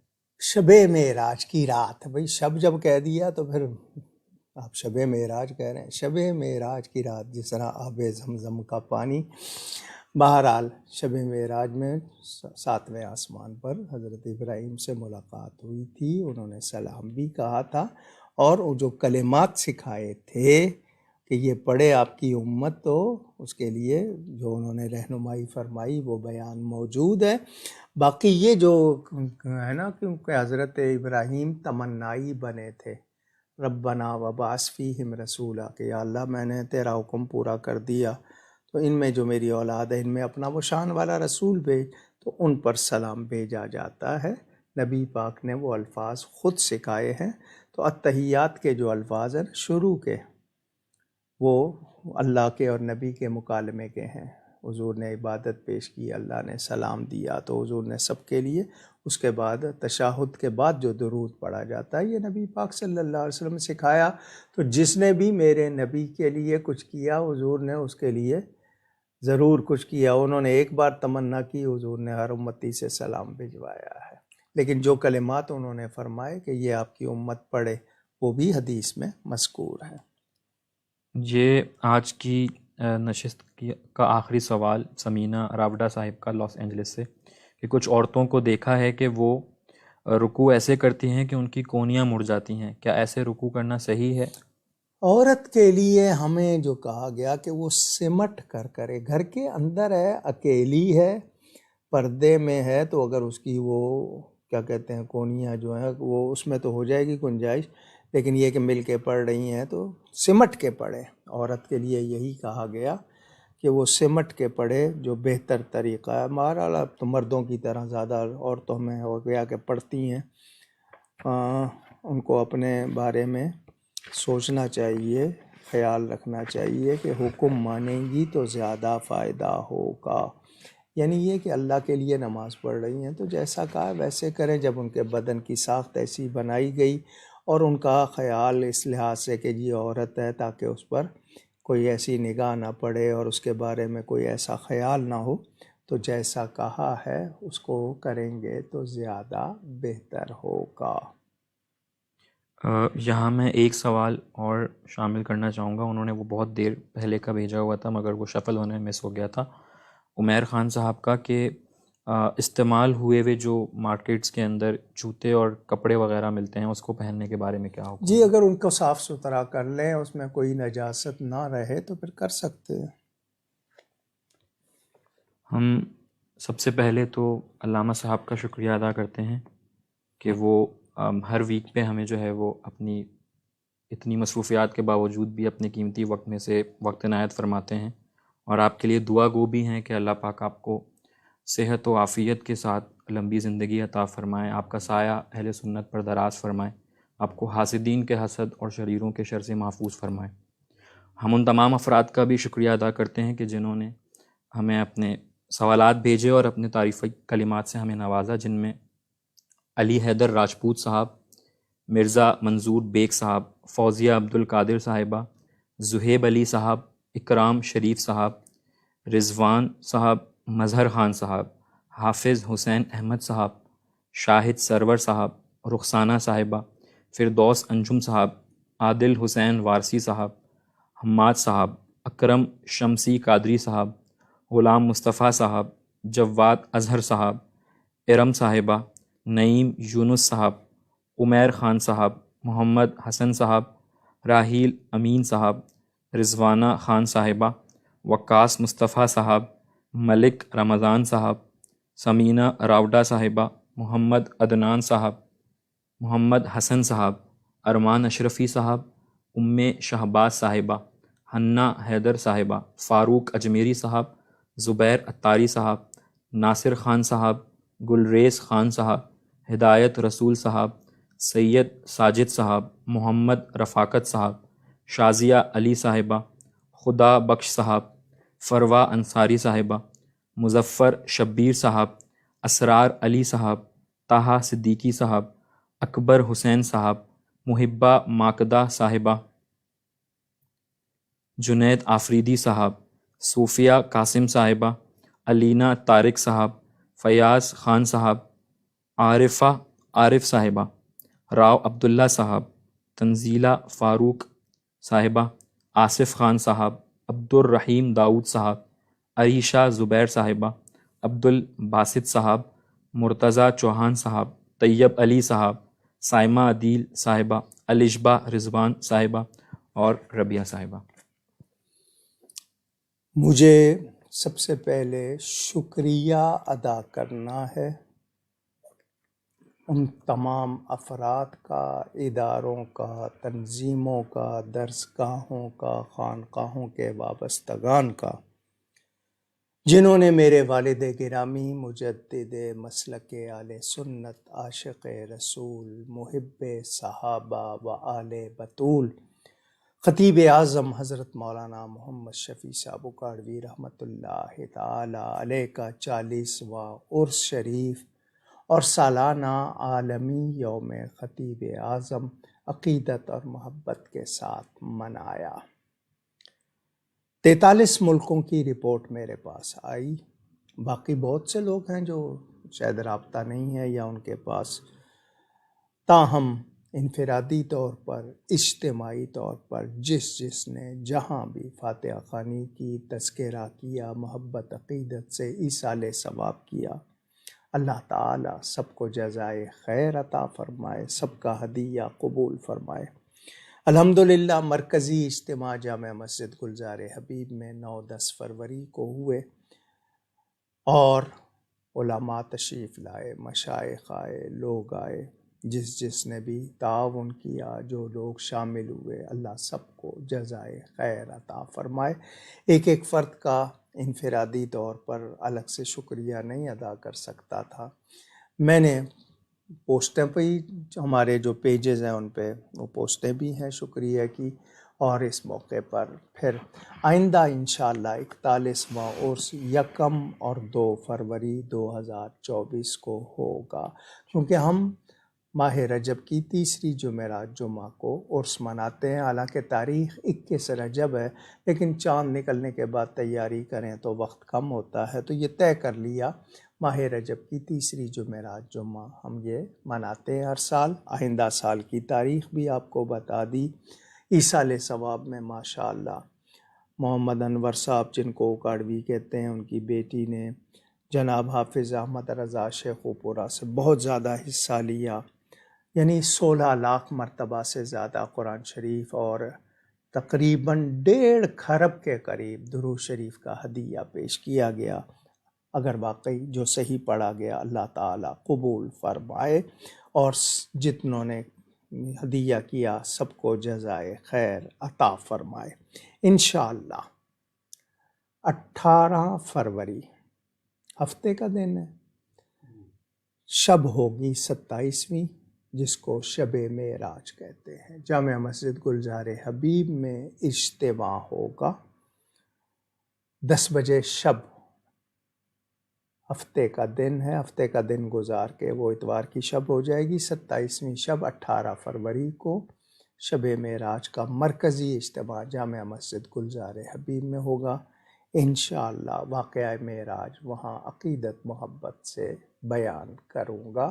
خواتین کے لیے باپردہ انتظام نشست کا ہوتا ہے، یہ بھی آپ کو بتانا تھا۔ دوسری بات یہ کہ اس دوران جو لوگ ایمان کے ساتھ چلے گئے، امجد اسلام امجد شاعر تھے، دوست تھے، محبت والے، وہ بھی محمد عمران دادانی انڈیا میں، جناب حمزہ زبیر صاحب فیصل آباد میں ان کے سسر، اور قاری مظہر عباس صاحب جو بانڈی سیڑھا ہری پور ہزارہ کے، ان کے والد ماجد جناب حیدر زمان صاحب، اور میاں خلیل صاحب جو آسٹریا میں ہوتے ہیں، ان کے ماموں غالباً نام ذوالفقار ورک، وہ انتقال کر گئے۔ اللہ تعالیٰ ان کی مغفرت فرمائے اور تمام اہل ایمان کی بھی مغفرت فرمائے۔ باتیں بہت سی، لیکن پہلے ہی ٹائم زیادہ ہو گیا۔ میں ایک مرتبہ پھر پاکستان کے ہر وفادار سے، پاکستان سے پیار کرنے والے ہر شخص سے کہوں گا، یہ وقت ہے پاکستان کی صحیح خدمت کرنے کا، اس کو بچانے کا۔ حکمرانوں کو نہ دیکھیے، ان کا کام صرف کرسی اور ان کا کام صرف پیسہ، ان کا دین ایمان یہی ہے۔ ہم سب نے مل کر اس وطن کو بچانا ہے۔ یہاں بے راہ روی، بے دینی کو، فحاشی، عریانی کو، سود کو، اور یہ جو قادیانیوں کی سازش ہے، ان سب سے ہم نے فتنوں سے اپنے وطن کو بچانا ہے۔ آپ سب اپنا اپنا کردار ادا کریں، صرف تماشائی نہیں بنیں۔ یہ 1500 2000 لوگوں کو اگر کوئی بیماری ہے لوٹنے کی یا کرپشن کی، تو ان کی وجہ سے 22 کروڑ کو تماشائی نہیں بننا چاہیے۔ ہم توڑ پھوڑ تخریب کاری نہیں، لیکن ہم دیوار بن جائیں ان کے سامنے کہ یہ ہم پر ظلم نہ کریں۔ ظلم سہنا بھی، کہتے ہیں نا، ظلم سہنے سے بھی ظالم کی مدد ہوتی ہے۔ تو یہ ظلم کر رہے ہیں اور ہم نے ان کی مدد اس طرح کرنی ہے کہ ان کو ظلم سے روکنا ہے، یہ ظلم نہ کر سکے۔ تو مجھے اور آپ کو وطن کو بھی بچانا ہے۔ اور پھر یہ مہینے ہیں، رجب شریف کا کل آخری جمعہ ہے، اس کے بعد شعبان۔ نبی پاک صلی اللہ علیہ وسلم نے فرمایا میرا مہینہ ہے، آیت درود و سلام کے نزول کا مہینہ، اور حضرت سیدنا امام حسین کی ولادت کا مہینہ۔ بہت سی برکات انشاءاللہ ذکر ہوگا۔ لسٹ تھی اس پورے ہفتہ 10 دن میں کیا ہوا، کیونکہ پچھلی جمعرات عرس کی وجہ سے پروگرام نہیں ہوا تھا، تو ایک لسٹ ہے کہ ملک میں کیا ہو رہا ہے۔ گائنی وارڈ سے عورت لاپتہ ہو رہی ہے، اور خیرپور میں 3 سالہ بچی کو آوارہ کتے نے نوچ لیا۔ یہ ہے ہمارے جناب انتظامات۔ حکومت کو ایک ایک جان کی حفاظت کرنی ہے، لیکن صرف اپنی حفاظت، ان کے پروٹوکول، ان کی سیکیورٹی۔ اللہ تعالی اس ملک کو آفتوں سے، بلاؤں سے، فتنوں سے اور ان تمام شریر لوگوں سے محفوظ رکھے۔ گفتگو میں مجھ سے کہیں کوئی غلطی ہوئی ہو، اللہ تعالیٰ اس کے رسول صلی اللہ علیہ وسلم کی بارگاہ میں توبہ کرتا ہوں۔ نیکی کیجئے، نیکی پھیلائیے۔ جنہوں نے دعاؤں کے لیے کہا، اللہ سب کی جائز حاجات کو پورا فرمائے۔ بہت کچھ رہ گیا انشاءاللہ آئندہ۔ السلام علیکم ورحمۃ اللہ وبرکاتہ۔